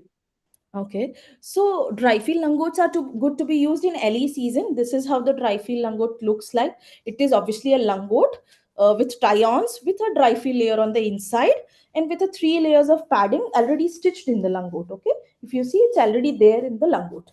Okay, so now they can be used in any season, obviously, but drying time might increase when you compare it with a single layer langot. So to make it faster, to make the drying process faster, you can spin dry them in the machine. Probably in monsoons you can give a extra spin to it so that it dries faster, but it can be used in any season. Pooja is asking, can you introduce a dry fill langot with Velcro? Pooja, I think neither Jayashree nor I are the right people to answer that, but we'll definitely pass on this message to our designing team. And yeah, if there is a demand for this, we can definitely work on the product. Guys, we have also shared the link for the chat group, the WhatsApp chat group, wherein not just cloth diaper related, but all parenting related topics are discussed. So we'll encourage you to go join there, because looking at the time, we'll take like one or two more questions, but then we'll move to the next session. So yeah, keep dropping your questions, but do go and join the community so that, you know, all your questions which are not answered here can be answered in the chat. Jayashree, let's take last two questions. Sheena is asking, how do we take care of dry fill langot? Like basically, how do we increase the longevity of the product? Okay, how do we, sorry, I missed it. How do we make sure that it's long lasting? Okay, the dry fill langot, right? Yeah. So the dry fill langot is basically going to fit your baby during that tenure of weight range. That is, if the baby is between your, we have bought a small langot, you're going to use it till the baby is 5 kgs. And if you're going to use buy the large langot, it is going to fit between 5 to 10 kgs. So making sure the same wash routine which I've suggested is followed for the dry fill langots as well as for padded underwears as well, because they are all layers, right? So we need to wash them and maintain them well. And if you're going to put it in the machine, so if you're worried about the knots that are there in our langots, so you can tie it off and then add them into the machine so that they don't get tangled with other clothes and pulled away. Okay, so this is a small tip which you can use if you're going to wash it in the machine, but otherwise you just follow the same wash routine. We'll take the last question. So Jyoti is asking, what is the use of Easy Clean top sheets? Okay, so Jyoti, Easy Clean Top Sheet is basically a dry feel fabric which is already stitched on the pad. So normally, what happens when a parent is using a regular a newborn Uno cloth diaper, and when the baby poops on the diaper, there is a chance that the poop might spread all over the diaper on the inside, because we still don't know when the baby is going to poop. So every time we use the diaper, we can use our Easy Clean Top Sheet together. Okay, so that whenever the baby poops, the poop is going to get caught on the sheet. So your cleaning process is going to be simpler. You directly toss the diaper in the laundry bucket and knock off the poop from the sheet once you're free after cleaning the baby. So Easy Clean Top Sheet is just to make your parents' process of cleaning poop from the diaper easier and simpler. Yeah, while the diaper remains not that messy as compared to without using a Easy Clean Top Sheet. Yeah. I think let's take one more question, because this is important to address. I think Manisha is asking about the absorption of pee, like what products will absorb how many peas. So can you differentiate between what product is for what? Sure, sure. So the dry feel langots and padded underwears are going to be for diaper free time. They are not diapers, so they are going to be absorbing up to 1 p, while they, because they are not fully waterproof product. If you touch from outside, you're going to feel a dampness. So you will have to keep changing it after each urine. While when I talk about the newborn Uno cloth diaper, it can hold 3 to 4 P's depending on the baby's peeing pattern.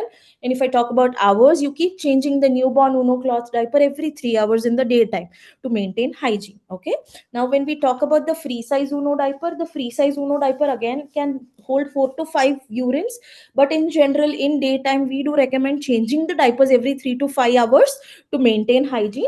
And when you're going to use the diaper for overnight, that is whole night, you add the booster pad along with your dry feel magic pad and then use it for overnight. It can be used for overnight for most of the average waiting babies. Yeah.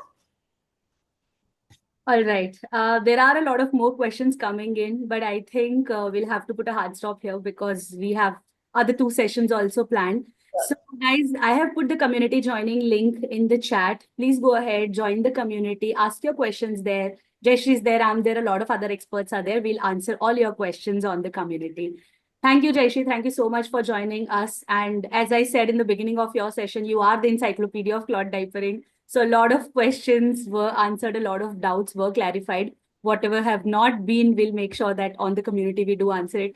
Thank you for joining us today, Jayashree. Thanks a lot, Shalu. Thank you, everyone. Take care. All the best to you all. Bye bye.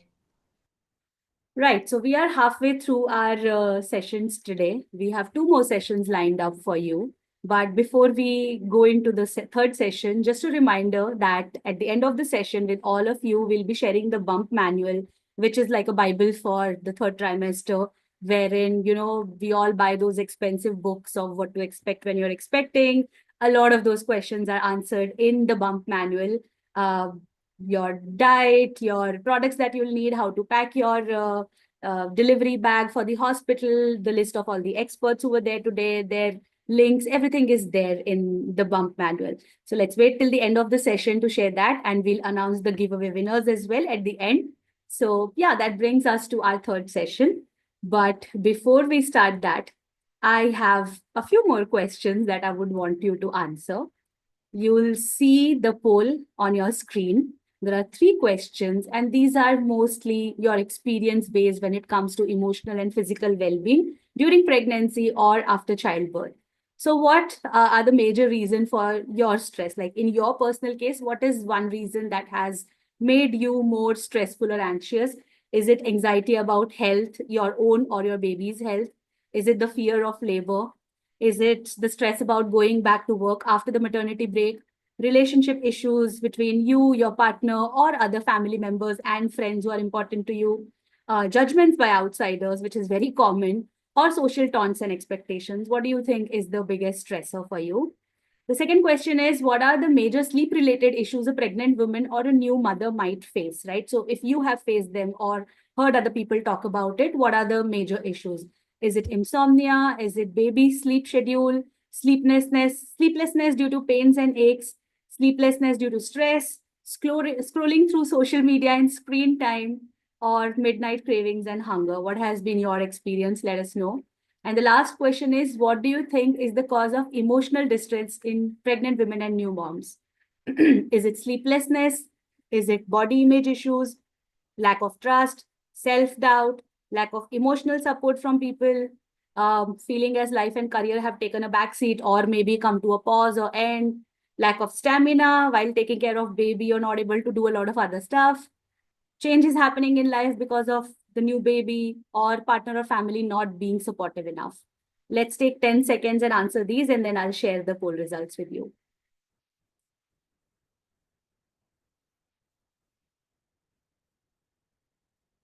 And I can see a lot of you answering in the chat window also. Judgment by outsiders, baby sleep schedule, all of them. Yeah, it is possible that each of them contribute to stress, right? So I have shared results on your screen. You can see what most people are worried about, stressed about, what they go through.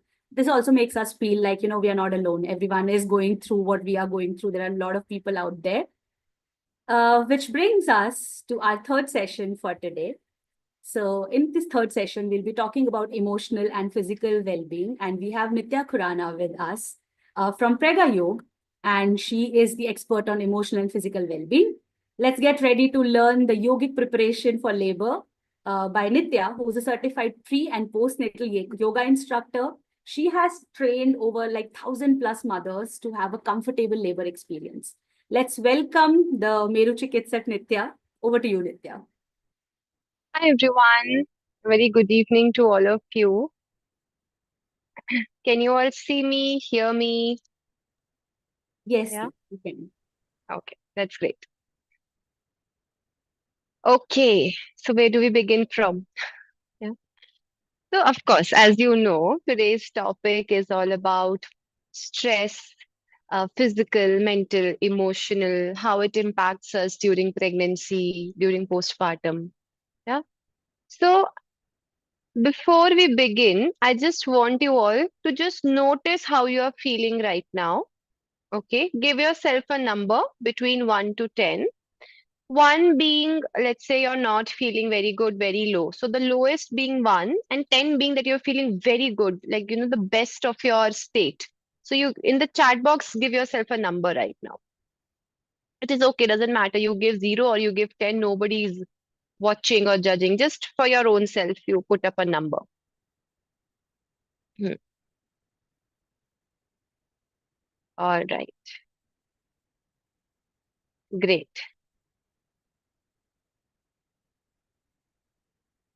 If you're 7 and above, then I guess you don't need the session.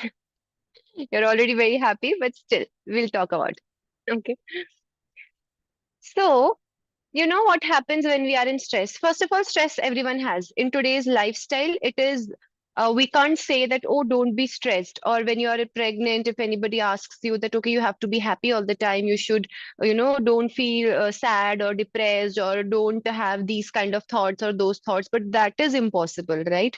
You do have these thoughts. Sometimes, like in the poll, you've answered that the health of yourself and the baby is one of the major causes that can cause stress, right?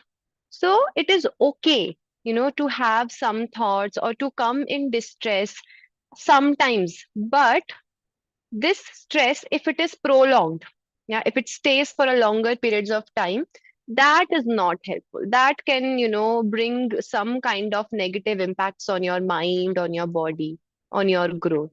Yeah, especially yes, those who are on their bed rest, you feel so low, you feel that you don't have anything to do, you can't go anywhere, you're physically not able to do anything, so you automatically feel very low. And being on the bed is also a tamasic energy there, that is where we sleep, so that brings your energy down and you feel that I can't do anything, you feel sick, as if you are sick, you're not pregnant but you're sick, huh?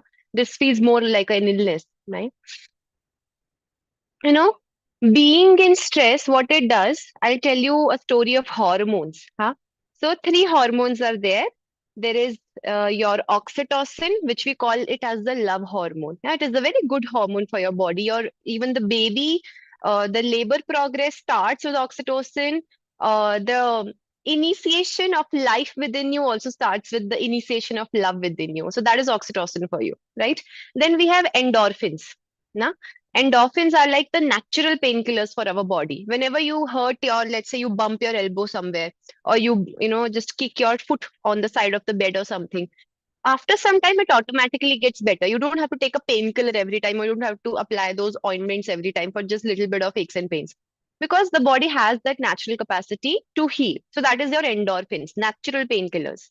Now comes the villain. Yeah, that is stress, the cortisol hormone, or the catecholamines we call them. What it does is it just directly comes and shoots them all. Yeah. So even during your whole of your pregnancy, during your labor, as well as during your postpartum, if we stay in prolonged state of stress, prolonged means more than a week, yeah, then it these hormonal changes start happening. It starts killing off your happy hormones. Huh? Now, many reasons can be there for stress. It can be your baby's health, your health. It can be relationship issues. It can be body image issues. It can be that, so many changes are happening in your life and you don't know what to do. Or maybe you are facing some kind of health challenges that is making you feel low. Or society's expectations, family's expectations are there. You feel like your career is on hold, So many reasons can be there for stress. But what we need is we need some tools, we need some techniques that can help us to come out of this stress. Yeah. So in this world, it is very natural to be stressed or to come in a state of fear or anxiety. But the smarter ones are those who knows how to manage these things and who knows how we can come out of these things. Right? Do you agree? You can give me a thumbs up in the chat box. Yeah. So we learn these techniques by the end of our session. Now, this stress is impacting your sleep also. When we are in stress, our nervous system, it has two states to operate. Yeah, one is sympathetic, one is parasympathetic. Okay, so when you are in a state of stress or maybe in a state of danger, earlier times people were stressed only when an animal comes to eat them, no, or some danger to life. That is when the body comes in the state of sympathetic nervous system, fight or flight. Either we have to run or we have to do something to save ourselves. No, although the world has changed, but the body is still, the one that was 100, 200, 300 years ago. So the body comes in the state, your nervous system comes in the state of sympathetic nervous system. So even if you're stressed for a presentation, for the body, for the mind, it is same as, let's say, a tiger in front of you or a lion in front of you, and you have to run for your life. No. So what it does is it drains the blood to your limbs, to your hands, to your legs, to be ready to fight or flight for your life. Huh? Sometimes maybe you have an interview, or maybe some important event is going to happen in your life, and you feel some butterflies in your stomach. No, that is the blood draining out from your vital organs towards the limbs, because you need the energy that time to run, to fight, or to flight. Okay. Being in that state reduces the blood circulation in the body, hampers your digestion, reduces melanin production, which is, important for your sleep. If you don't have good melanin production in the body, then again your sleep is hindered. No. The other part of our nervous system is parasympathetic nervous system. That is rest and digest. Huh? So whenever you're very happy, whenever you're very rested, you're not very excited, but you're very calm and happy, and you feel at peace at home, that is the time when your parasympathetic nervous system is active. So that time again there's good blood circulation. For those who are trying to conceive or trying to get pregnant, for them also being in parasympathetic mode is very important, so that the blood circulation increases towards your reproductive organs. For postpartum mothers, you need a good circulation, healing power towards your reproductive organs, because when you are in a state of fight or flight, sympathetic nervous system, the body wants to save itself, to save its life. For the body, it is not important that you have to complete your sleep, or you have to digest your food, or you have to maintain your energy levels, or that the cell regeneration needs to be there, or the skin needs to look good, or the hair needs to grow longer. Yeah, these things are not important for the body. On the other hand, if you're in the parasympathetic mode of nervous system, you are very well relaxed, you're calm, you feel at peace. That is the time when the body will say, okay, now the person can reproduce. Let's send blood to the reproductive system. Now we can work on her skin and her hair. Now we can work on her digestion. Now we can work on her blood circulation. Okay, let's see, is there any past injury in the body, any past trauma for the muscle or the bones? Let's work on that, heal that. Yeah, sometimes old aches and pains come up. That is because it was never healed. The body did not get a chance to heal it only, and the brain disconnected it. Let's say you bumped your elbow somewhere, or you got in a small accident or something. You got hurt, it pained for a while, and then it went away. But after a few years, again you say, "Oh, my tailbone, or this injury again has started paining." Why does that happen? Because the brain is like, this body part is like crying and crying and crying, only asking for attention. Just shut this signal off. So you are not feeling it more anymore, but it stays there. And it's the same for your emotional health. Yeah, when we have certain emotional upheavals, yeah, whatever it is, sadness, depression, relationship issues, any kind of emotion that you're feeling, and you don't work on it, you don't work to resolve it, or to improve it, or to just get it out of your system, it stays in the body. After some time, it might come up again. Yeah. It happens when you do some detoxes, or when you do meditations, or when you do yoga, pranayama. Many people will say, I can't do meditation. Whenever I close my eyes, I feel like crying again. I feel like so many bad memories are coming back to me. Yeah. Why is this happening? Because that is already there in the body. The moment you start to clean, it starts coming up again, and it's like, okay, I am present here. Yeah, it is just that the mind has disconnected from it for the time being, because you have more important things. Yeah, if I ask you, what did you have in your breakfast today in the morning, you will remember. Maybe for yesterday, day before yesterday, you will remember, but before that you don't, because that information is not necessary for you, right?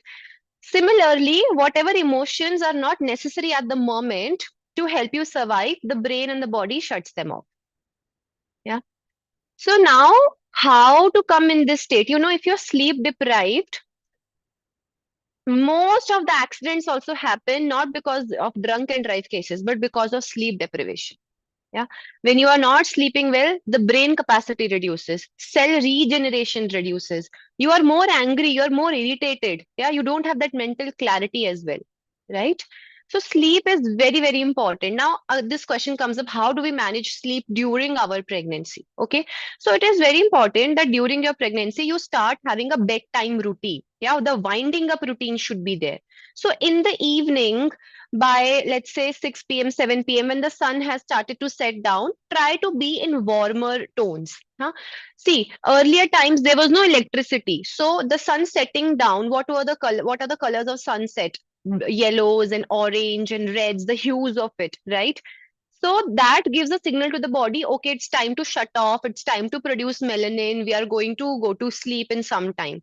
But now, because of electricity, you're always in light. Huh? So that doesn't let the body have the signal that, okay, what is day, what is night, I'm always in light only. No. So it is important that after the sunset, you also start being in warmer light tones. So you can turn down the lights of your home. You can burn some candles maybe. That brings a sense of the signals are sent to the body that it's time to shut down. Secondly, you can start winding up your work. Now, what happens till 10 p.m., 10:30, 11 p.m., we're working, working, working, and then we shut off the laptop and then we lie down to sleep. And body is not like that. You can't tell the body, okay, switch off, switch on. It doesn't happen that way. It takes a little while, no? So it is important that you have your dinner at least 2.5, 3 hours before your dinner, sorry, before your sleep. Then you start winding up routine. You shut off your work, and you maybe take a gentle bath, or maybe just freshen up, change your clothes. This is very important. Before you go to sleep, you should change your clothes. Fresh clothes you should wear. That also brings a sense of the cleanness or the calmness that is needed before you go to sleep. So it is a good idea to change your clothes that you were wearing throughout the day. You can wash off your hands, your feet, your face. Maybe do some skincare if you like to. Maybe do some face yoga. Some massage on your face that helps to relax your facial muscles. It helps your lymphatic drainage. Then you can read a book, maybe. Yeah. So ditch screens. So read a book, or you can do some chantings. You can do a little bit of cooling pranayamas, relaxing pranayamas like Nadi Shodhan, Brahmari is there. Shitali Shitakari is there. If you're someone who faces a lot of acidity or acid reflux or heartburn issues during pregnancy or postpartum, again, you can do some cooling pranayamas. Yeah. So these practices can be done. Setting an alarm for the bedtime, not for the wake up time. For the bedtime, you set an alarm that, okay, now the alarm is there and I have to sleep by 10:30. Naturally, the body's mechanism is such that you will wake up after 6 to 7 hours. Yeah. So our sleep has cycles. Every cycle is of 1.5 hour. Yeah. So let's say you're sleeping very late. It's 11 p.m., 12 p.m., or 1 a.m., whatever time you're sleeping, and you have to wake up early in the morning. It is a good idea that you wake up after you complete your sleep cycle. For example, you're sleeping at 12 a.m.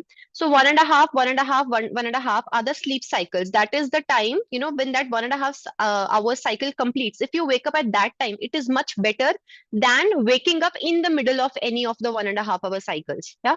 So if you are sleeping at 12, so 1.5, 3 cycles, we will complete by 3, 4, 5, 6 and a half hours, right?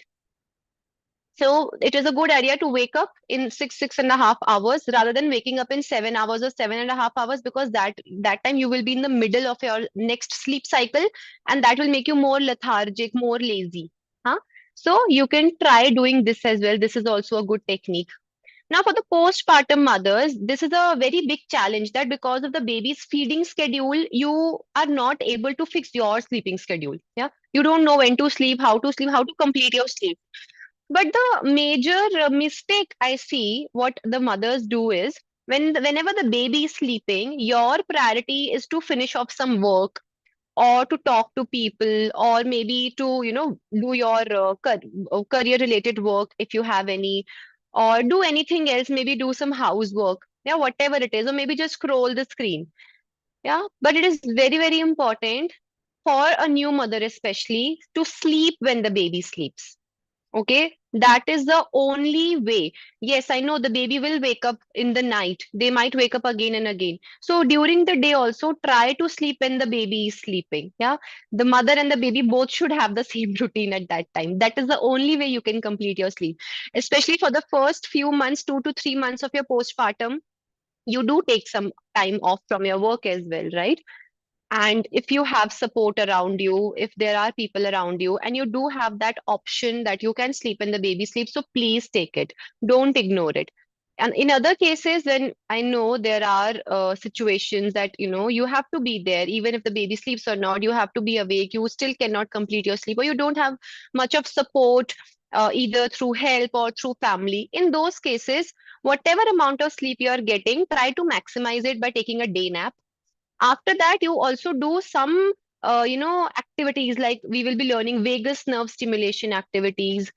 You can do some meditation. You can do a short 20-25 minutes of yoga nidra. That also gives a very deep rest. So you need to find out some hacks for it to help the body come in that state, to give that. Of course, there's no replacement for sleep, but at least to give it some temporary fixes till the time you are able to manage a sleep routine. Okay. So what are these temporary fixes? Do your pranayama. 5-10 minutes, not more than that. Do some meditation. You can meditate even while you're feeding the baby. That gives that benefit of meditation to the baby as well. Okay. Doing some vagus nerve stimulation, we will be learning today. Then taking a craniosacral therapy session. You and your baby both can take it together. This is very, very helpful. It helps the baby to overcome the trauma of birth. For the baby also, it is a traumatic experience to go through birth. For the mother also. So taking a CST experience, both mother and the baby, you can relax. You can do a short 20-25 minutes of yoga nidra practice. You go to YouTube and you can search there yoga nidra. Many videos are there. Even for pregnancy, if you're searching, you can search it on the channel of Prega Yoga. There is the practice of Yoga Nidra.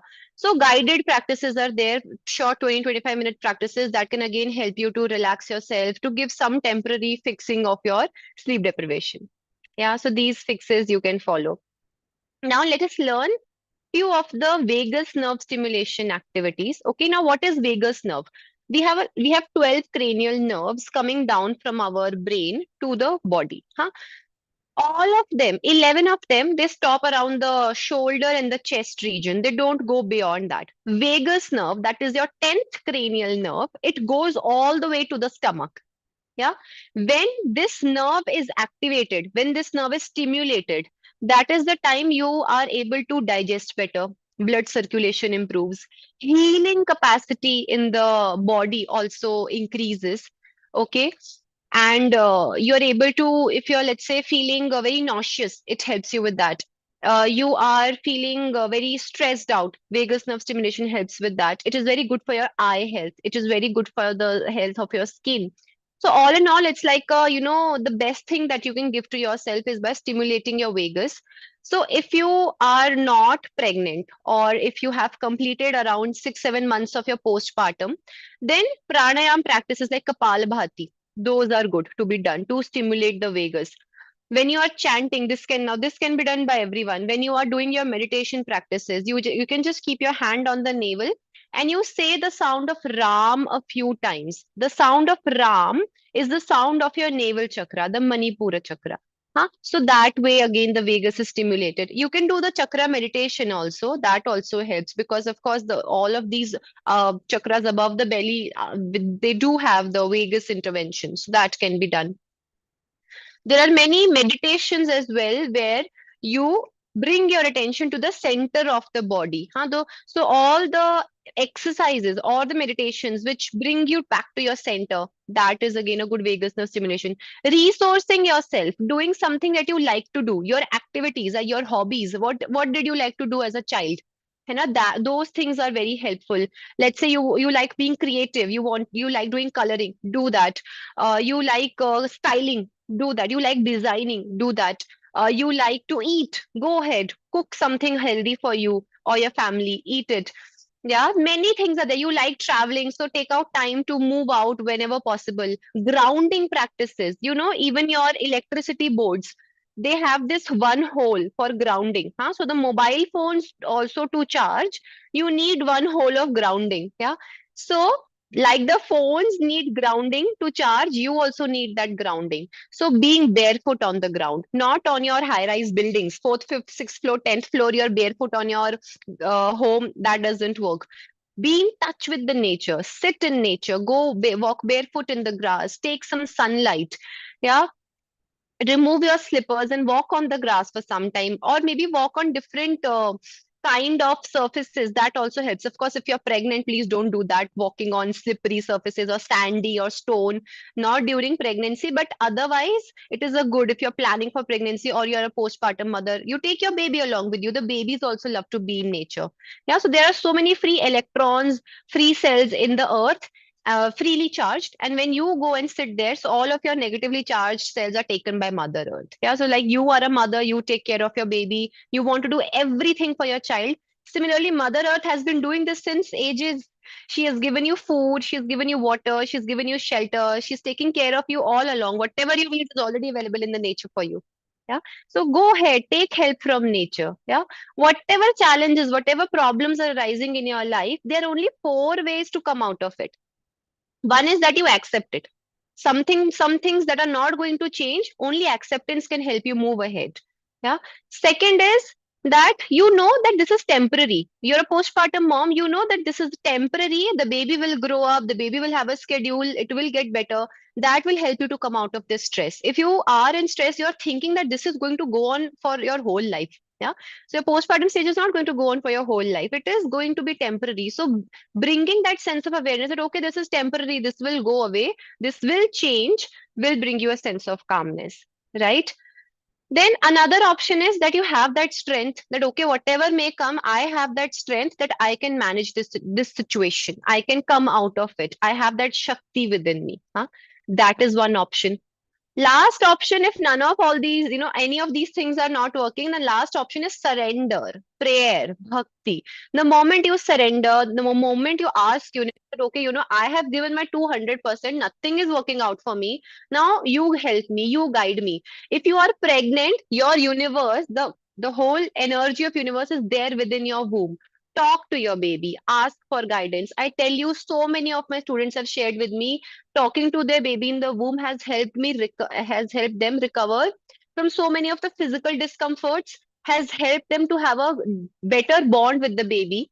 The babies, during pregnancy, the mothers who talked to the baby in the womb, the babies were able to sleep better. The schedules were not as crazy as compared to other stories that you might have heard or you are experiencing. The babies, the mothers felt that babies are connected to them. Yeah, they are listening to them, they are supporting them to help manage herself as well. It is very, very important for those who are pregnant. Doesn't matter you're in first trimester, second or third, please start talking to your baby. It can do wonders for your physical and mental health. It is less for your physical health, more for your mental health. Yeah, and you don't know how to talk to the baby, don't worry, I have posted reels on it, so you go to the page of Prega Yoga and you can check it. But please start talking to your baby. Okay. Okay. So before we finish the session, let's learn a few of the vagus nerve stimulation activities. Number one is you keep your tongue at the top of your mouth palate. Huh? Tongue at the top palate. Now close your mouth, tongue remains there, and you take a few deep breaths in and out.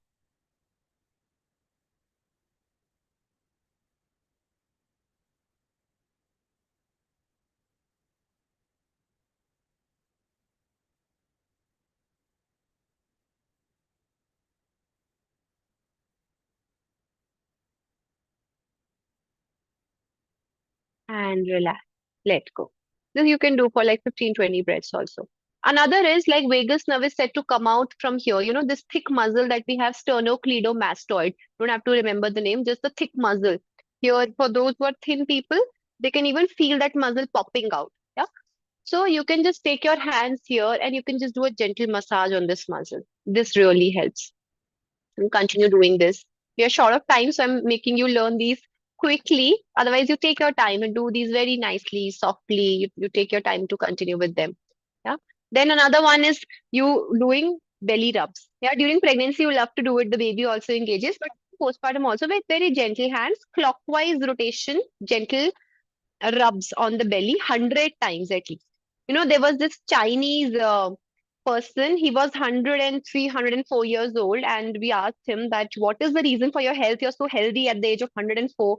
So he said, every night before sleeping, I give my belly 100 rubs, clockwise direction, not 99, not 101, 100 rubs. Yeah. And it's very good for your digestion also. I have tried this, so I'm telling you that this really works. Okay. So this is another technique. Next is some of the neck exercises you can do. So you can, do moving the neck left and right, doing some neck rotations, eye movements. So let's say you take your tongue to the left and eyeballs to the right, and you do it opposite, eyeballs to the left and tongue to the right.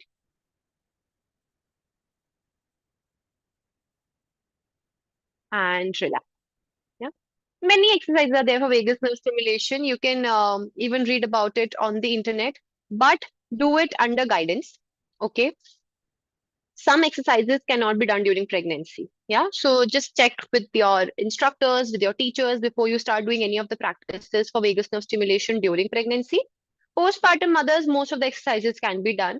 So you should start doing them. That can help. So these few I told you, these everyone can do. Pregnant mothers can do, postpartum mothers can do, those who are trying to conceive can do. Yeah. So these things can really help you. Okay, so I'll just take up a few questions now.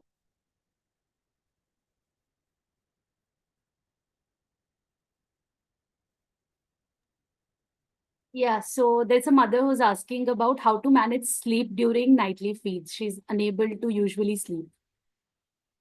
Yeah, so like I told you that it is okay when the baby is waking up, you have to feed them. Feeding the baby on demand also helps with the firmness in the breasts also. So it is good that you feed the baby, but try to sleep whenever the baby sleeps. During the day, take some naps. Do yoga nidra practice. Do some, take a maybe craniosacral therapy session. These things can help.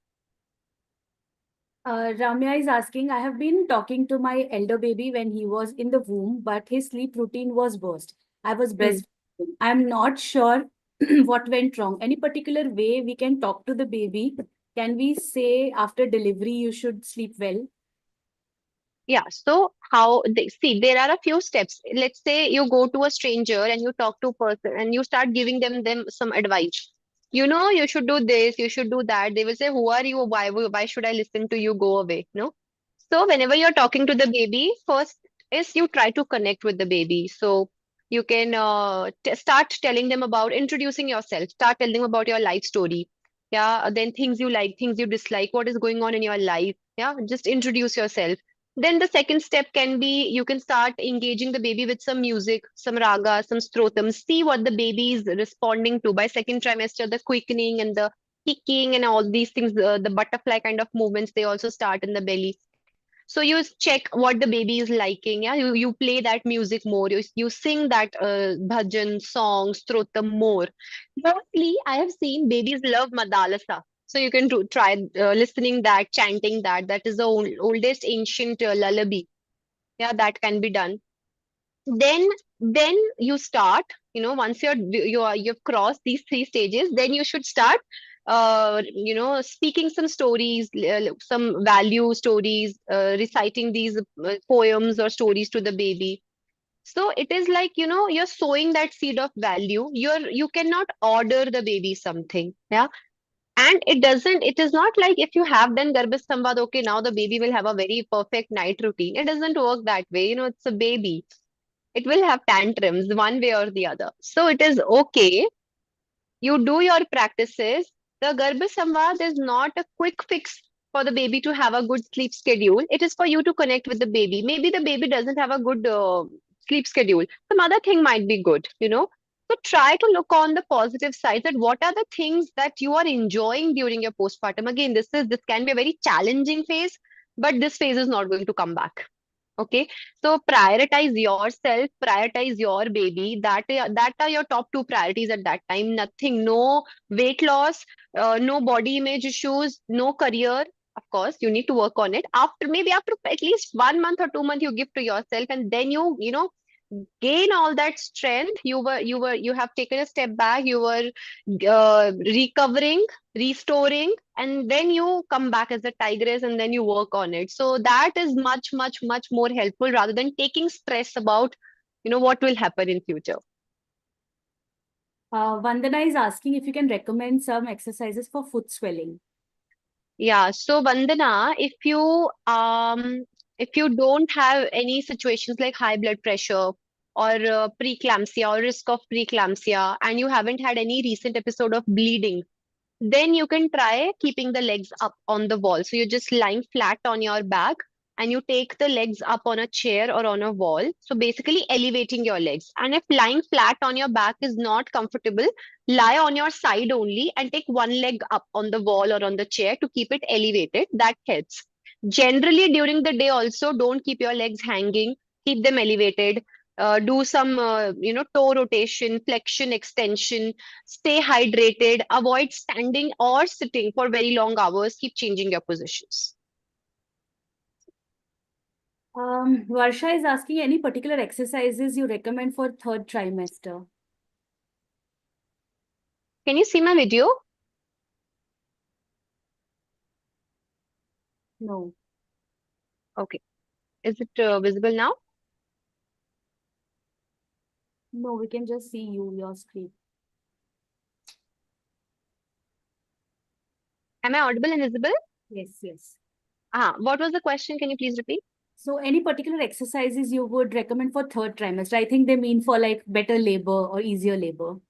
Yeah, there are many exercises actually, and there are many conditions in which you should not be doing them. And there is a pattern to follow it. If I say, okay, you do hip opening exercises, then you don't have to do very deep hip openers in your seventh month or eighth month, and you have to progress with it. So I would always recommend do it under the guidance of a teacher. Don't go with Google or any advices that, okay, do these three asanas or these three things.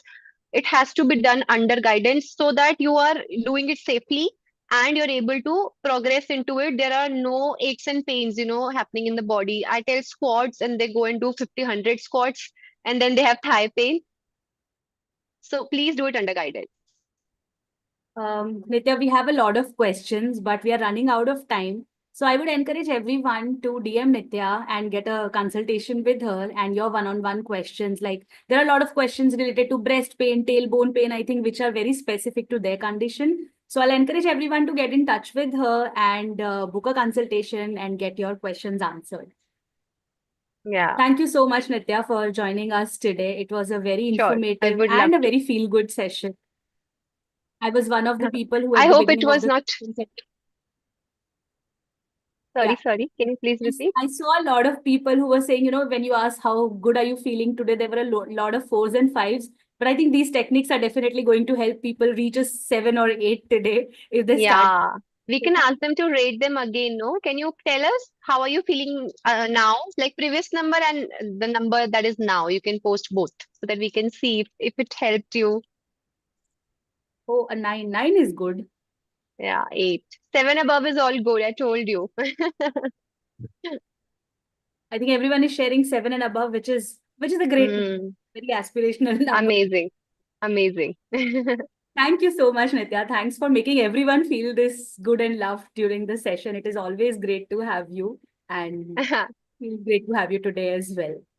Thank you. Thank you. Thank you so much for having me. I always love to be here. Thank you. So guys, now All right, everyone. Bye-bye. thanks. So we move to our last session of the day today. Um, Before that, just a quick reminder that the bump manual will be shared at the end of this session now, which is the last session, and the winners of the giveaway will be announced after that. So yeah, let's ask a few questions to all of you. You'll see again a poll on your screens. Let's answer those, and then we'll segue into our last session for today. So the first question is, which of the following is a common myth about breastfeeding? Is it formula is just as good as breast milk? Is it a mother should stop breastfeeding if she has a cold or a fever? Is it a baby must drink water along with breast milk in hot weather in summers, or all of the above? The second question is, how many hours does a newborn baby typically sleep in a day? Is it 8 to 10 hours, 12 to 14 hours, 16 to 20 hours, or more than 20 hours? And the last question is, what is the biggest challenge you faced or expect to face if you're not a mother yet in breastfeeding? Right? So low milk supply, baby not latching properly, frequent feeding and lack of sleep, or social or work-related challenges. So let's take quick 10 seconds to answer these, and then I'll share the results with all of you.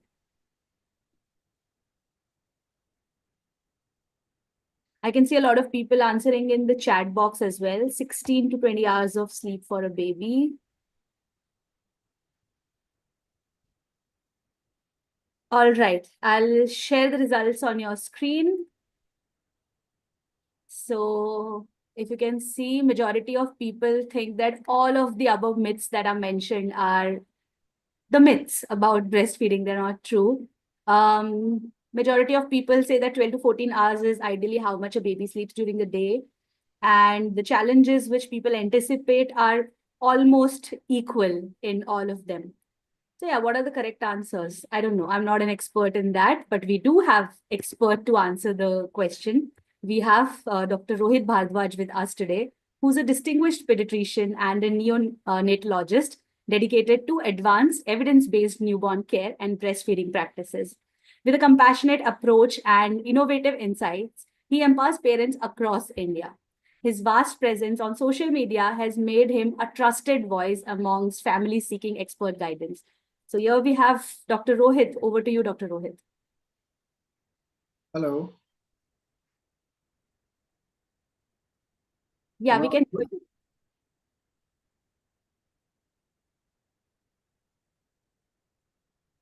Is my video seen? Am I audible? Yes, yes, we can see and hear you. I'm not able to see myself. Oh. Avni, can you put him on spotlight? But we can see you, Rohit. Yeah, no, it's fine. So hi, I'm Dr. Rohit Bhardwaj. In case if you don't know me, I'm a pediatrician and neonatologist. I have experience of around 11 to 12 years in this field, and I run a small Instagram channel with around 5 lakh 30,000 followers, and a small Facebook community with around 2 lakh followers. So today we'll discuss about newborn care tips, what all precautions you should be taking when you have that little baby coming in your home, and also about breastfeeding myths, breastfeeding techniques, and what else, what not. So let's start with birth. So what happens, like, are we all comfortable with English, or shall we do it in English, Hindi plus English? Yeah, a balance of Hindi English would be okay. Yeah. So क्या होता है कि जब बच्चा deliver होता है, it is a overwhelming experience for mother and the family.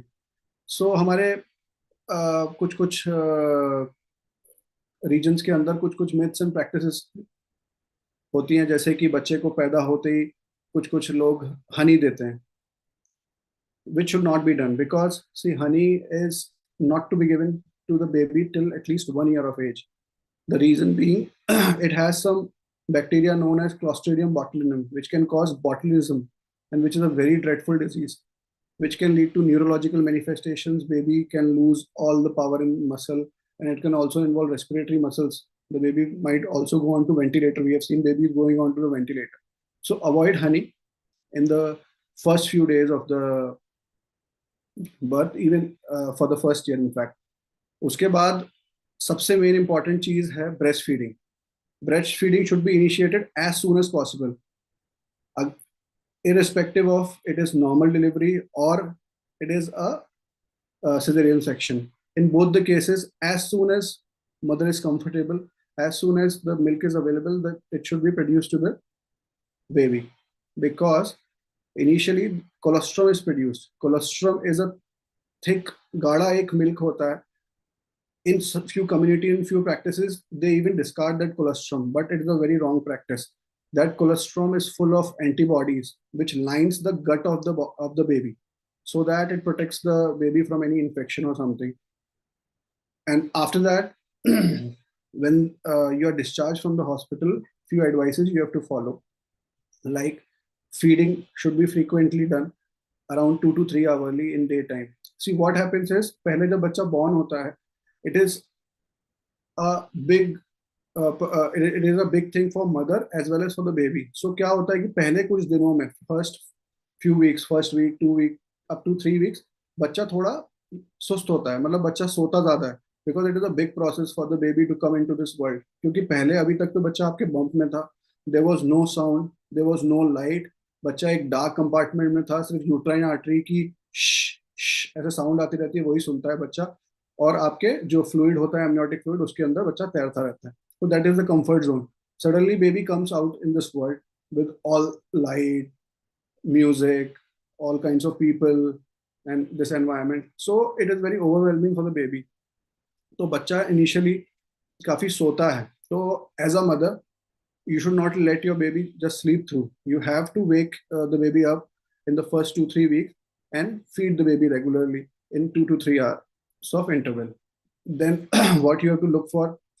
You have to look for baby diapers, whether they are getting wet or not. At least 6 to 8 diapers should be wet in a day, which signifies that you're breastfeeding. The milk you're providing to the baby, वो sufficient है बच्चे के लिए. उसके साथ साथ एक और मिथ है जो कॉर्ड को लेके है. Umbilical cord, umbilical stump. Umbilical cord पर काफी प्रैक्टिसेस में काफी लोग कुछ हल्दी लगाते हैं या कोई और तरीके का कोई लिक्विड लगाते हैं, which should not be done. Umbilical stump, umbilical cord should be kept dry. वो जितना ड्राई रहेगा उतनी जल्दी वो शेड ऑफ होगा. अगर उसको ड्राई नहीं रहेगा तो वहां पे इन्फेक्शन होने के चांसेस है. गीला रहेगा तो इन्फेक्शन होने के चांसेस है. Which brings to my point, which brings to the next point, like इसीलिए हम लोग बोलते हैं कि आपको बच्चे को तब तक नहीं नहलाना है जब तक बच्चे का कॉर्ड शेड ऑफ या फॉल ऑफ ना हो जाए. उसका कॉन्सेप्ट यही है, क्योंकि हम नहीं चाहते कि वो कॉर्ड गीला रहे. अगर वो गीला रहेगा तो वहां पे इन्फेक्शन हो सकता है. इसीलिए फर्स्ट 7 to 10 days में बच्चे को सिर्फ आपको स्पॉन्जिंग करनी है. How to do sponging? You have to take a cotton napkin or something, and then you have to dip it in lukewarm water, and you have to wipe whole body of the baby. And after that, you can moisturize it with coconut oil or any fragrance-free moisturizer. Once the cord has fallen off, then you can give daily baths to your baby. In few communities, they don't give bath to baby for 5, 6, 7 days, which is not right. Hygiene should be maintained, because then only baby feels good about themselves. The immunity and all is developed अगर hygiene is maintained. तो उसके साथ साथ आपको बच्चे को regularly नहलाना भी है. तो एक प्रोसेस में बताता हूँ अपने पेरेंट्स को कि आपको क्या करना है. What should be the routine? First of all, after 7 to 10 days, when the cord has fallen off, first of all you do massage of the baby for 10 to 15 minutes. Massage के लिए कौन सा ऑयल यूज करें? Coconut oil use करें. Coconut oil is best. Any virgin coconut oil you can use. After that, see, massaging is not done for making your baby chubby or making the bone strong or something. It is a bonding session between mother and baby. उस समय बच्चे और mother आपस में interact करते हैं, एक bond develop करते हैं, eye to eye contact maintain करते हैं. तो it is a bonding session. ठीक है. उसके साथ साथ 15 मिनट्स की massage. After that you take the baby for bath directly for 10 to 15 minutes, and then after that you pat dry the baby and apply moisturizer, any fragrance free moisturizer. So this should be done after 7 to 10 days. अब जैसे कि मैंने आपको बताया कि first 2-3 weeks में बच्चा ज़्यादा सोता है तो आपको उठा उठा के फीड कराना है. लेकिन आफ्टर 3 weeks बच्चा आपको सोने नहीं देगा, because then problem arises of colic. 3rd हफ्ते के बाद कोलिक की प्रॉब्लम स्टार्ट हो जाती है. सारे पेरेंट्स का कॉल आना शुरू हो जाता है कि सर बच्चा तो रात भर जग रहा है, बच्चा रात में परेशान करता है, शाम से रोना शुरू होता है और रात के 3-4 बजे तक रोता ही रहता है. So that is colic, which is also a new thing for baby, which usually sets in around 3 to 4 weeks of life. तो उसके अंदर आपको क्या करना है? उसके अंदर भी एक प्रोसेस है कि before feeding do tummy massages. Tummy massages आपको कैसे करनी है? बच्चे के जैसे ये आपका बेबी है और ये बेबी का अम्बिलिकस है, तो इसके आसपास आपको सर्कुलर मसाजेस करनी है, साइड में मसाजेस करनी है, बच्चे की साइक्लिकल मूवमेंट्स करने हैं पैर के. This is before feeding. Then you feed the baby. After feeding the baby, take the baby on your shoulder and do burping for 10 to 15 minutes, and then baby should sleep. अगर आप ये regularly करेंगे तो colic में काफी help मिलेगी. इन सब cases nothing works. आपने सब कुछ कर रहे हैं, आप रेगुलरली सब कुछ प्रॉपरली, आप पहले तभी मसाजेस कर रहे हैं, फीड करा रहे हैं, and then you are burping also, then also it is not, the baby is not getting relieved of colic pain. In that situation, what you have to do, you have to distract the baby. You take the baby out in fresh air. You can give skin to skin contact. You can keep the baby here in front of your chest and you can give skin to skin contact, which also helps in this. If these things also don't work, then medicine is the last resort. You can give a colic aid medicine, which is for colic, can be given not regularly, but only when nothing works. So this is what happens after third week of life. So colic का क्या रहता है? Third, fourth week में start होता है. Gradually, it peaks around 2.5 months of life, and then gradually at 3 to 4 months of life, it weans off. जब बच्चा पलटना शुरू करता है, हम खुद भी सोचें अगर हम दूध पी के लेटे रहेंगे, कोई एक्टिविटी नहीं करेंगे, तो हमें भी गैस बनेगी. यही बच्चों के साथ है. तो बच्चों को हमें कोई ना कोई एक्टिविटी करानी है, उनकी टमी मसाजेस करनी है. और जब बच्चे पलटना शुरू करते हैं around 3 to 4 weeks of life, तो उस टाइम पर कोलिक यूजुअली काफी बच्चों के अंदर ठीक हो जाता है. इसके साथ साथ एक और प्रॉब्लम आती है बहुत सारे पेरेंट्स को कि बच्चा दूध स्पिट आउट बहुत कर देता है. तो doctor we are not able to understand like कि ये दूध ज्यादा पी रहा है या इसको कोई परेशानी है, कुछ पेट से रिलेटेड प्रॉब्लम है. तो as long as your bachcha is gaining weight properly and spitting milk. See bachcha milk spit क्यों करता है? क्योंकि बच्चे का जो फूड पाइप होता है और स्टमक होता है, उसके बीच में एक स्पिंक्टर होता है which is under developed. Sphincter usually they remain tight like this, पर इन बच्चों के यहाँ थोड़ा सा वो खुला रहता है. तो उसकी वजह से बार बार रिफ्लक्स होकर दूध बाहर आता रहता है. अगर आपका बच्चा प्रॉपर वेट गेन कर रहा है और बीच बीच में स्पिटअप्स कर रहा है, then we call those babies as happy spitters. तो उस केस में आपको कुछ नहीं करना है. पर अगर आपका बच्चा स्पिटिंग अप कर रहा है और उसके साथ साथ बच्चे का वेट गेन भी नहीं हो रहा है properly, then you must go and see a pediatrician. So this is about spitting up, and usually spit ups they even last till 6 to 9 months of age. तो ये sphincter जो है esophagus और stomach के बीच में जो sphincter होता है, वो close होने में usually 6 से 9 महीने तक लग जाते हैं. तो even those babies they spit till 6 to 9 months. So no need to worry if your baby is gaining weight. Now coming to weight, so what happens in first 7 days of life, baby usually loses up to 10% of weight. Suppose जब baby जो पैदा हुआ है वो 3 kilo का है, तो baby usually first week of life में थोड़ा सा weight loss करता है. Then by 7th day of life they attain the birth weight, and from there the trajectory starts of gaining weight.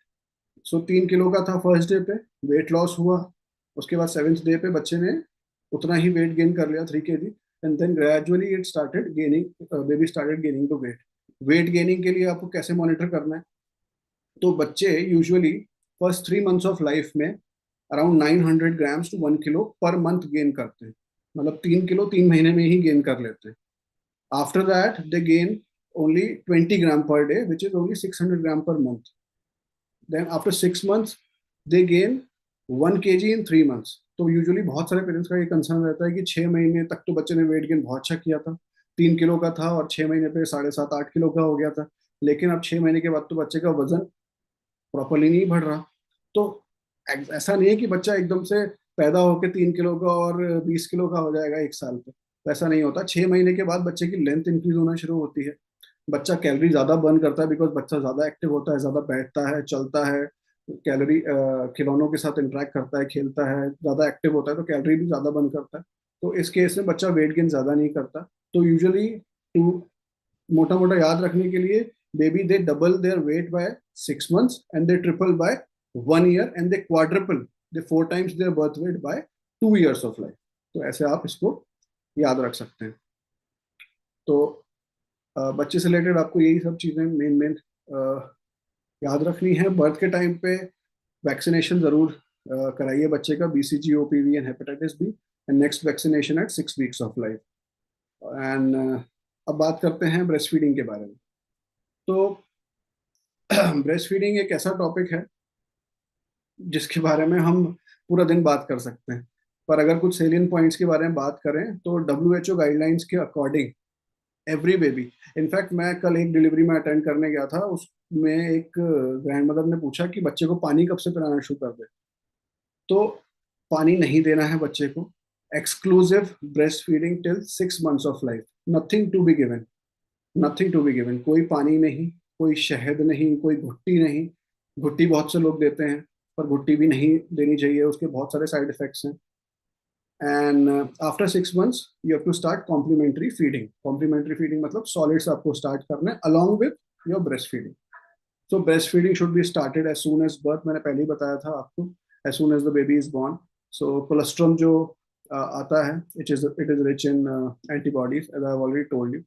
After that, breast milk की supply को अच्छे से बढ़ाने के लिए और उसको रेगुलर मेंटेन करने के लिए आपको क्या करना चाहिए? सिंपल मेथड है, the more you feed the more you produce. आप जितना बच्चे को फीड कराएंगे, आप जितना टाइम बच्चे को लेके बैठेंगे फीड कराने के लिए, आपको उतना ही अच्छा मिल्क बनेगा. It is all demand and supply. Brain को ये सिग्नल जाना चाहिए कि बच्चे डिमांड कर रहा है. अगर बच्चा डिमांड करेगा तो ब्रेन बेबी के लिए फीड प्रोड्यूस करता रहेगा.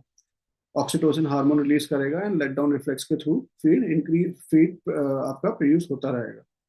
तो ब्रेस्ट फीडिंग के टाइम यूजुअली क्या क्या प्रॉब्लम्स आती है?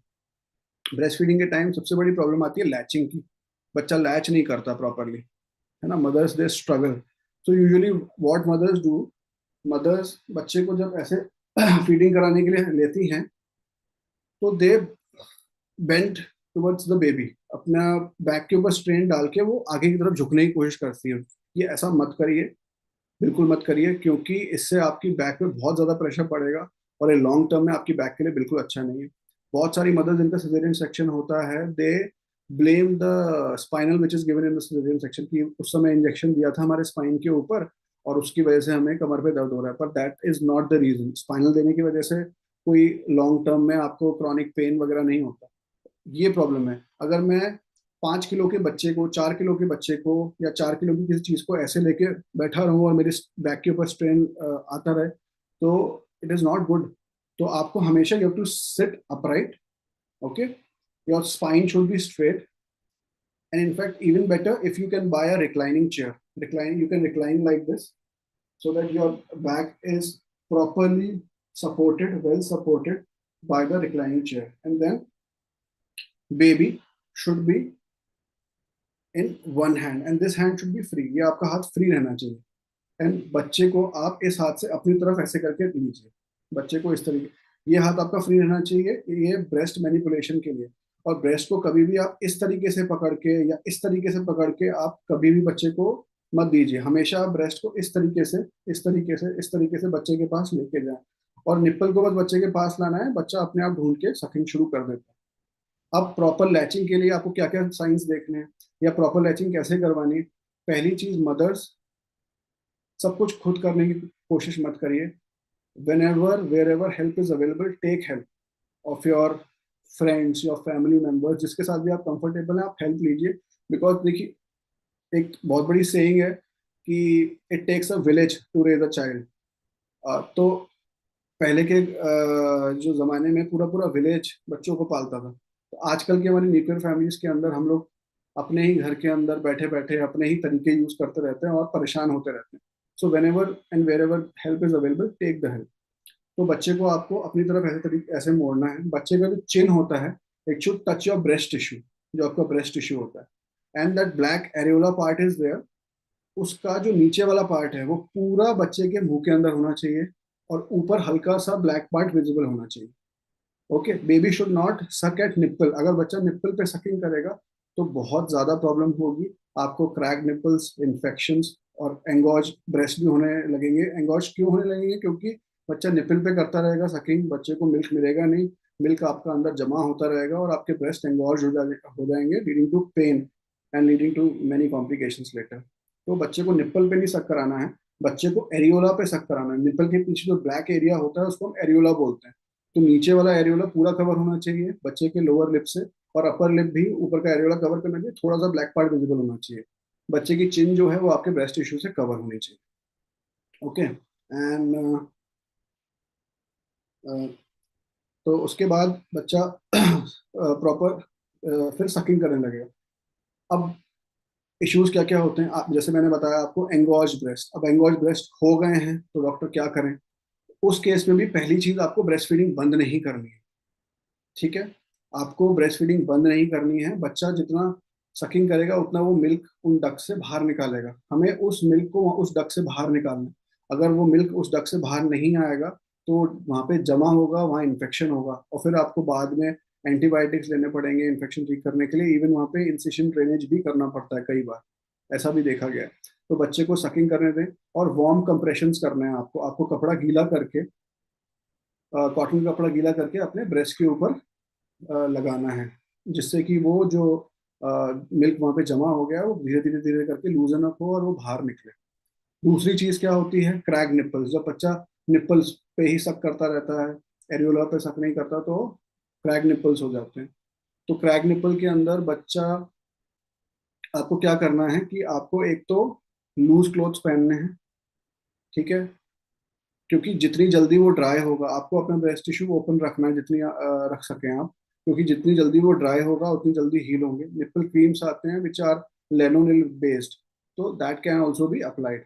तो ये एक इशू होता है। दूसरा तीसरा इशू होता है कि बच्चा, आप ब्रेस्ट फीडिंग करा रहे हैं लेकिन बच्चा वेट गेन नहीं कर रहा है प्रॉपरली, तो उस केस में आप अपने बच्चे को पीडियाट्रिशियन के पास ले जाएं और बच्चे के लिप टाई चेक करवाएं। कभी कभी बच्चे का जो लिप होता है वो उसके बेस से जुड़ा हुआ होता है, तो उस केस में बच्चा कोशिश करता है लेकिन अच्छे से फीड नहीं कर पाता। आपका लैचिंग भी हो रहा है, सब कुछ हो रहा है, लेकिन बच्चा फिर भी प्रॉपरली सक नहीं कर पा रहा है।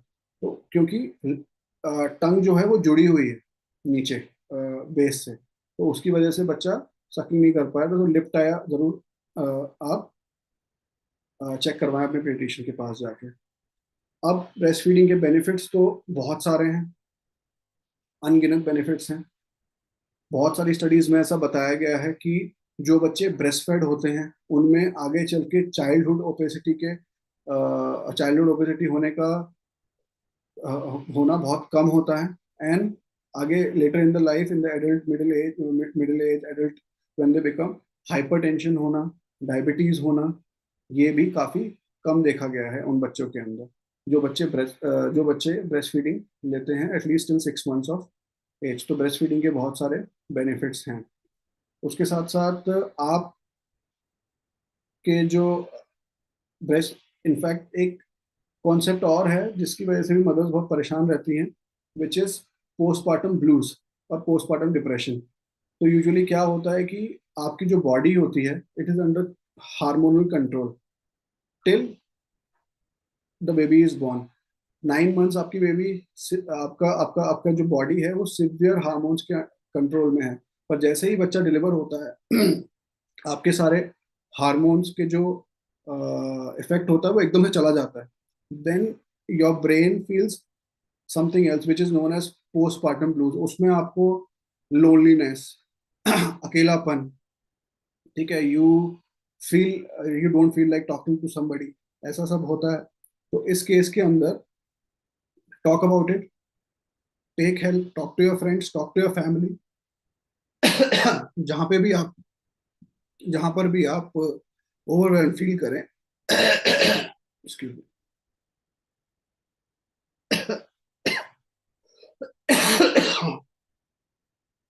Sorry, I am recovering from a cold. So उस केस में take help, always talk to your gynae or your psychologist about the postpartum blues. So keep that also in mind. Can we take questions now? Yeah, guys, if you have any questions, please drop them in the chat box and we'll take them one by one.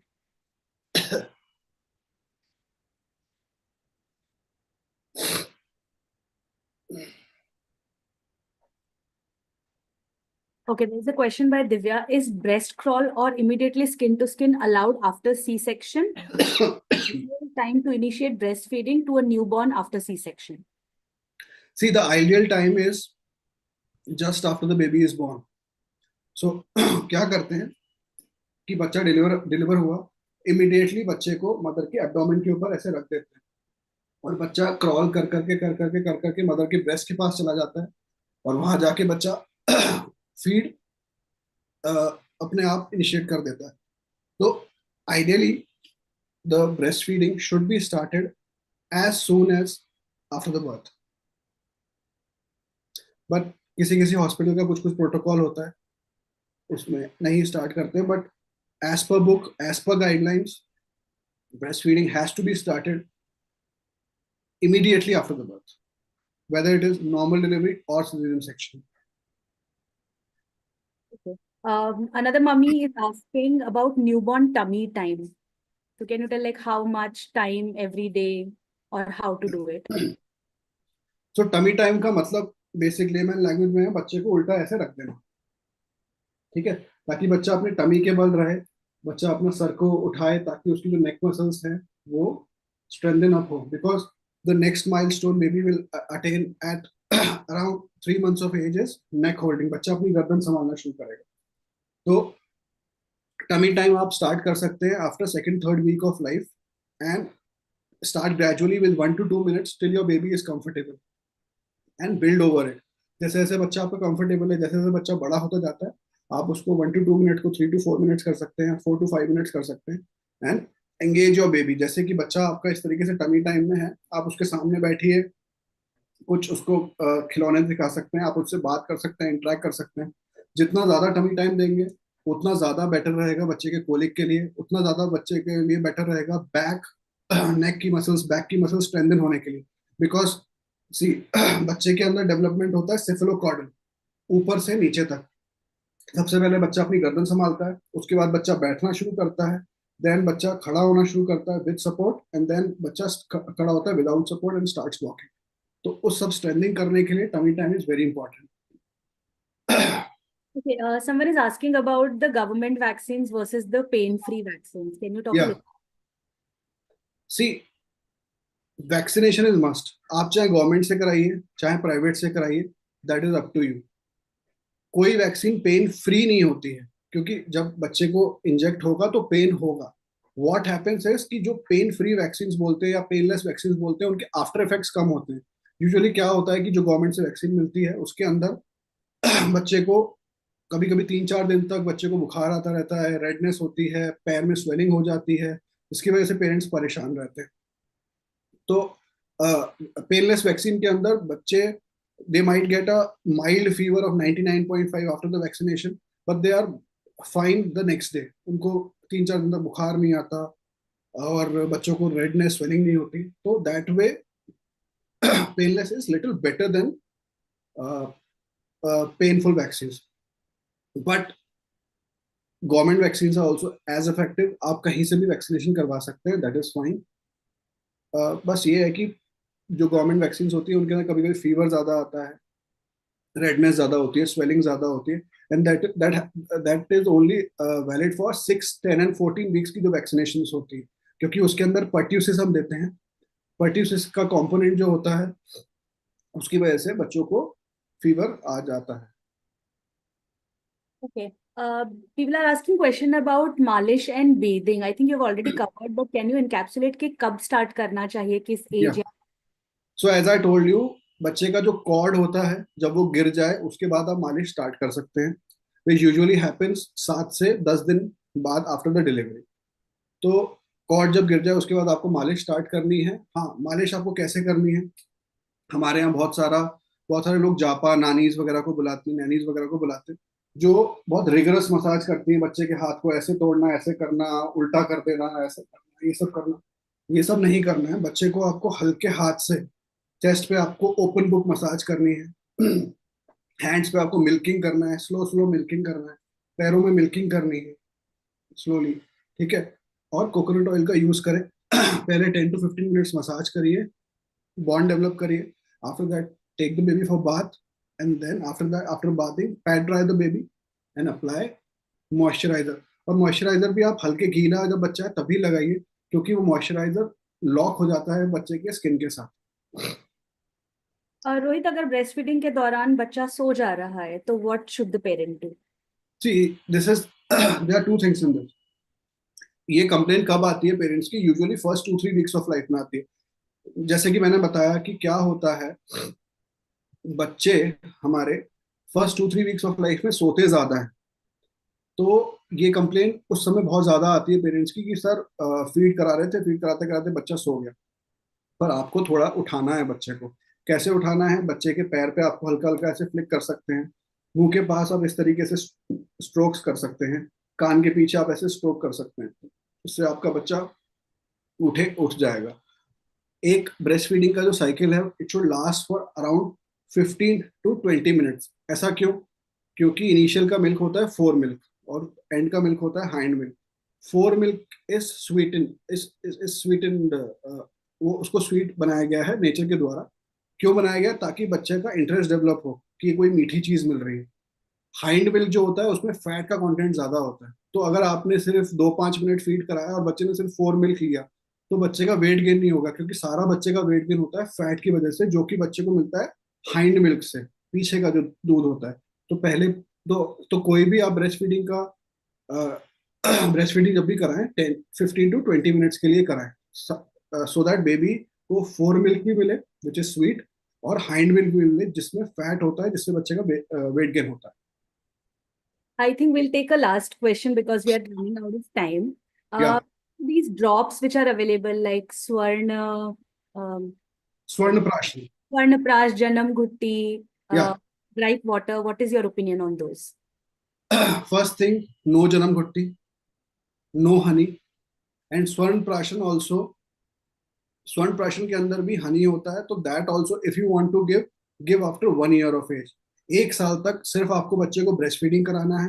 6 महीने बाद आपको complementary feed solid start करने हैं, और एक vitamin D की drop देनी है, सिर्फ एक ही ड्रॉप देनी है विटामिन डी की, 400 international units per day, once a day for 1 year. वो सिर्फ उतना ही देना और कुछ भी नहीं देना आपको. सारा जितना भी न्यूट्रिशन है बच्चे को ब्रेस्ट मिल्क से मिलता है, और 6 महीने के बाद सॉलिड से मिलता है. तो नो गुट्टी, नो हनी, बाकी जो भी कोई चीजें आप नहीं देनी. स्वर्ण प्राशन can be given after 1 year because स्वर्ण प्राशन also has Honey. So give after 1 year if you want to give.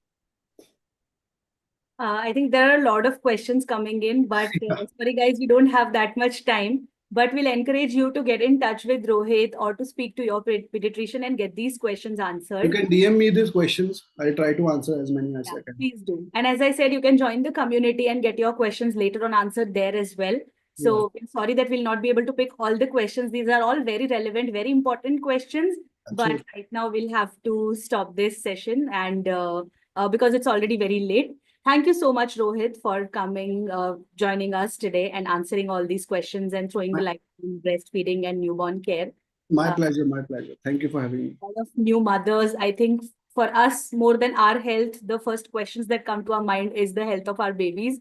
And your insightful information was really helpful for answering those questions. Thank you so much. Thank you. Thank you. All right, guys. So that brings us to the end of our sessions, and it's time for the giveaway. You can also please post your feedback about what all did you like about the sessions, what more would you want us to do in our upcoming bump sessions. I'm posting the giveaway link in chat. This has a quiz based on everything that you learned today. There are some questions that we have picked, and we are asking these questions to you.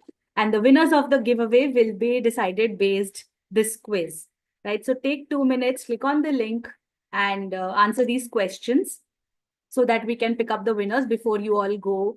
Before the session ends, we'll announce the winners. So yeah, please take 2 minutes and answer all the questions, and leave a thumbs up in chat box once you are done answering the questions.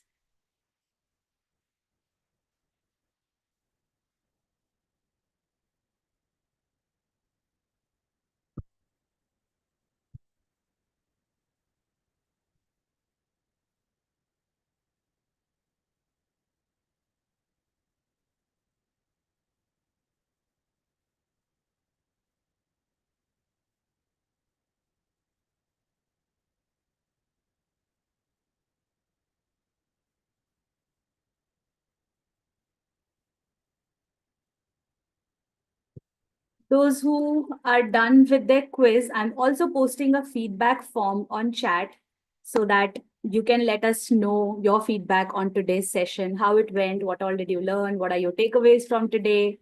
So yeah, please let us know, because it helps us to plan our sessions better, help more mothers, more parents and families in general, not just mothers.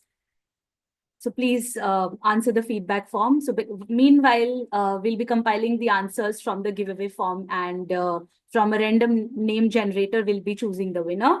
Meanwhile, you all please fill the feedback form. I'm again posting it on the chat.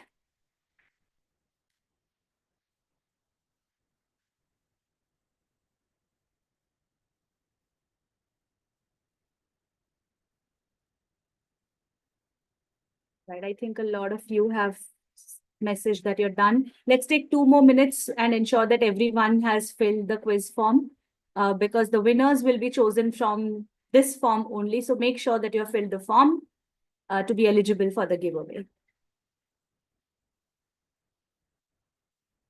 I see a lot of great feedback on the chat as well. Informative sessions, interesting. Thank you so much, everyone.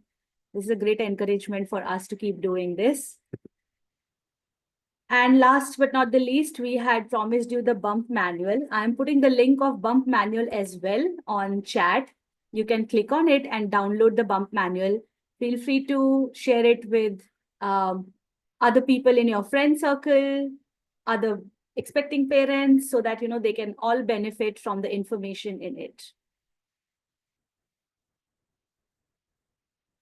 All right, in 1 more minute, we'll be announcing the name of the winners. The winners, please make sure that you DM me on this chat and let me know your address and phone number so that we can send out your hampers. Make sure everyone has filled the quiz form as well as the feedback form. So I'll be back in a minute with the name of the winners.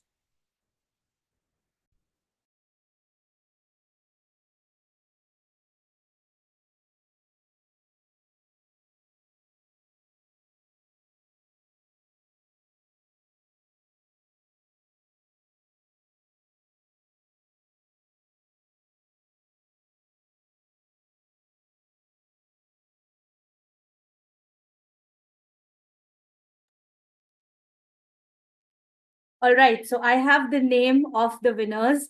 Somebody's asking there's only one winner. No, there are 3 winners. 3 winners will be getting the hampers. Their names are Alanjana, Manila Kumari, and Merin. I'm putting the names in the chat box. Congratulations, all 3 of you.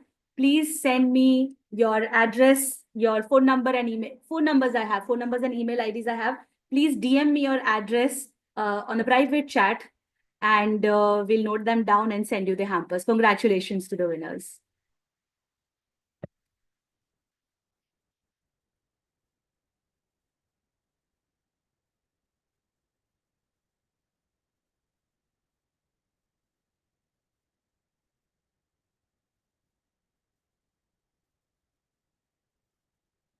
Right, that brings us to the end of the session. Thank you everyone for joining us today. The winners, please make sure that you send me the addresses, and that brings us to the end of this session. Thank you for joining the Bump Celebrations. I hope this was helpful and it will help you in your journey of being an amazing parent. If you need any help, any guidance, we have our community of parents. We have shared the links with you. Please join the community. There are more than 80,000 parents who are a part of these communities, who keep on day in, day night discussing their parenting journey, the issues, the problems, and the happy events of their day and life, which makes all of us feel great about this journey. So please make sure you join them. Thank you so much.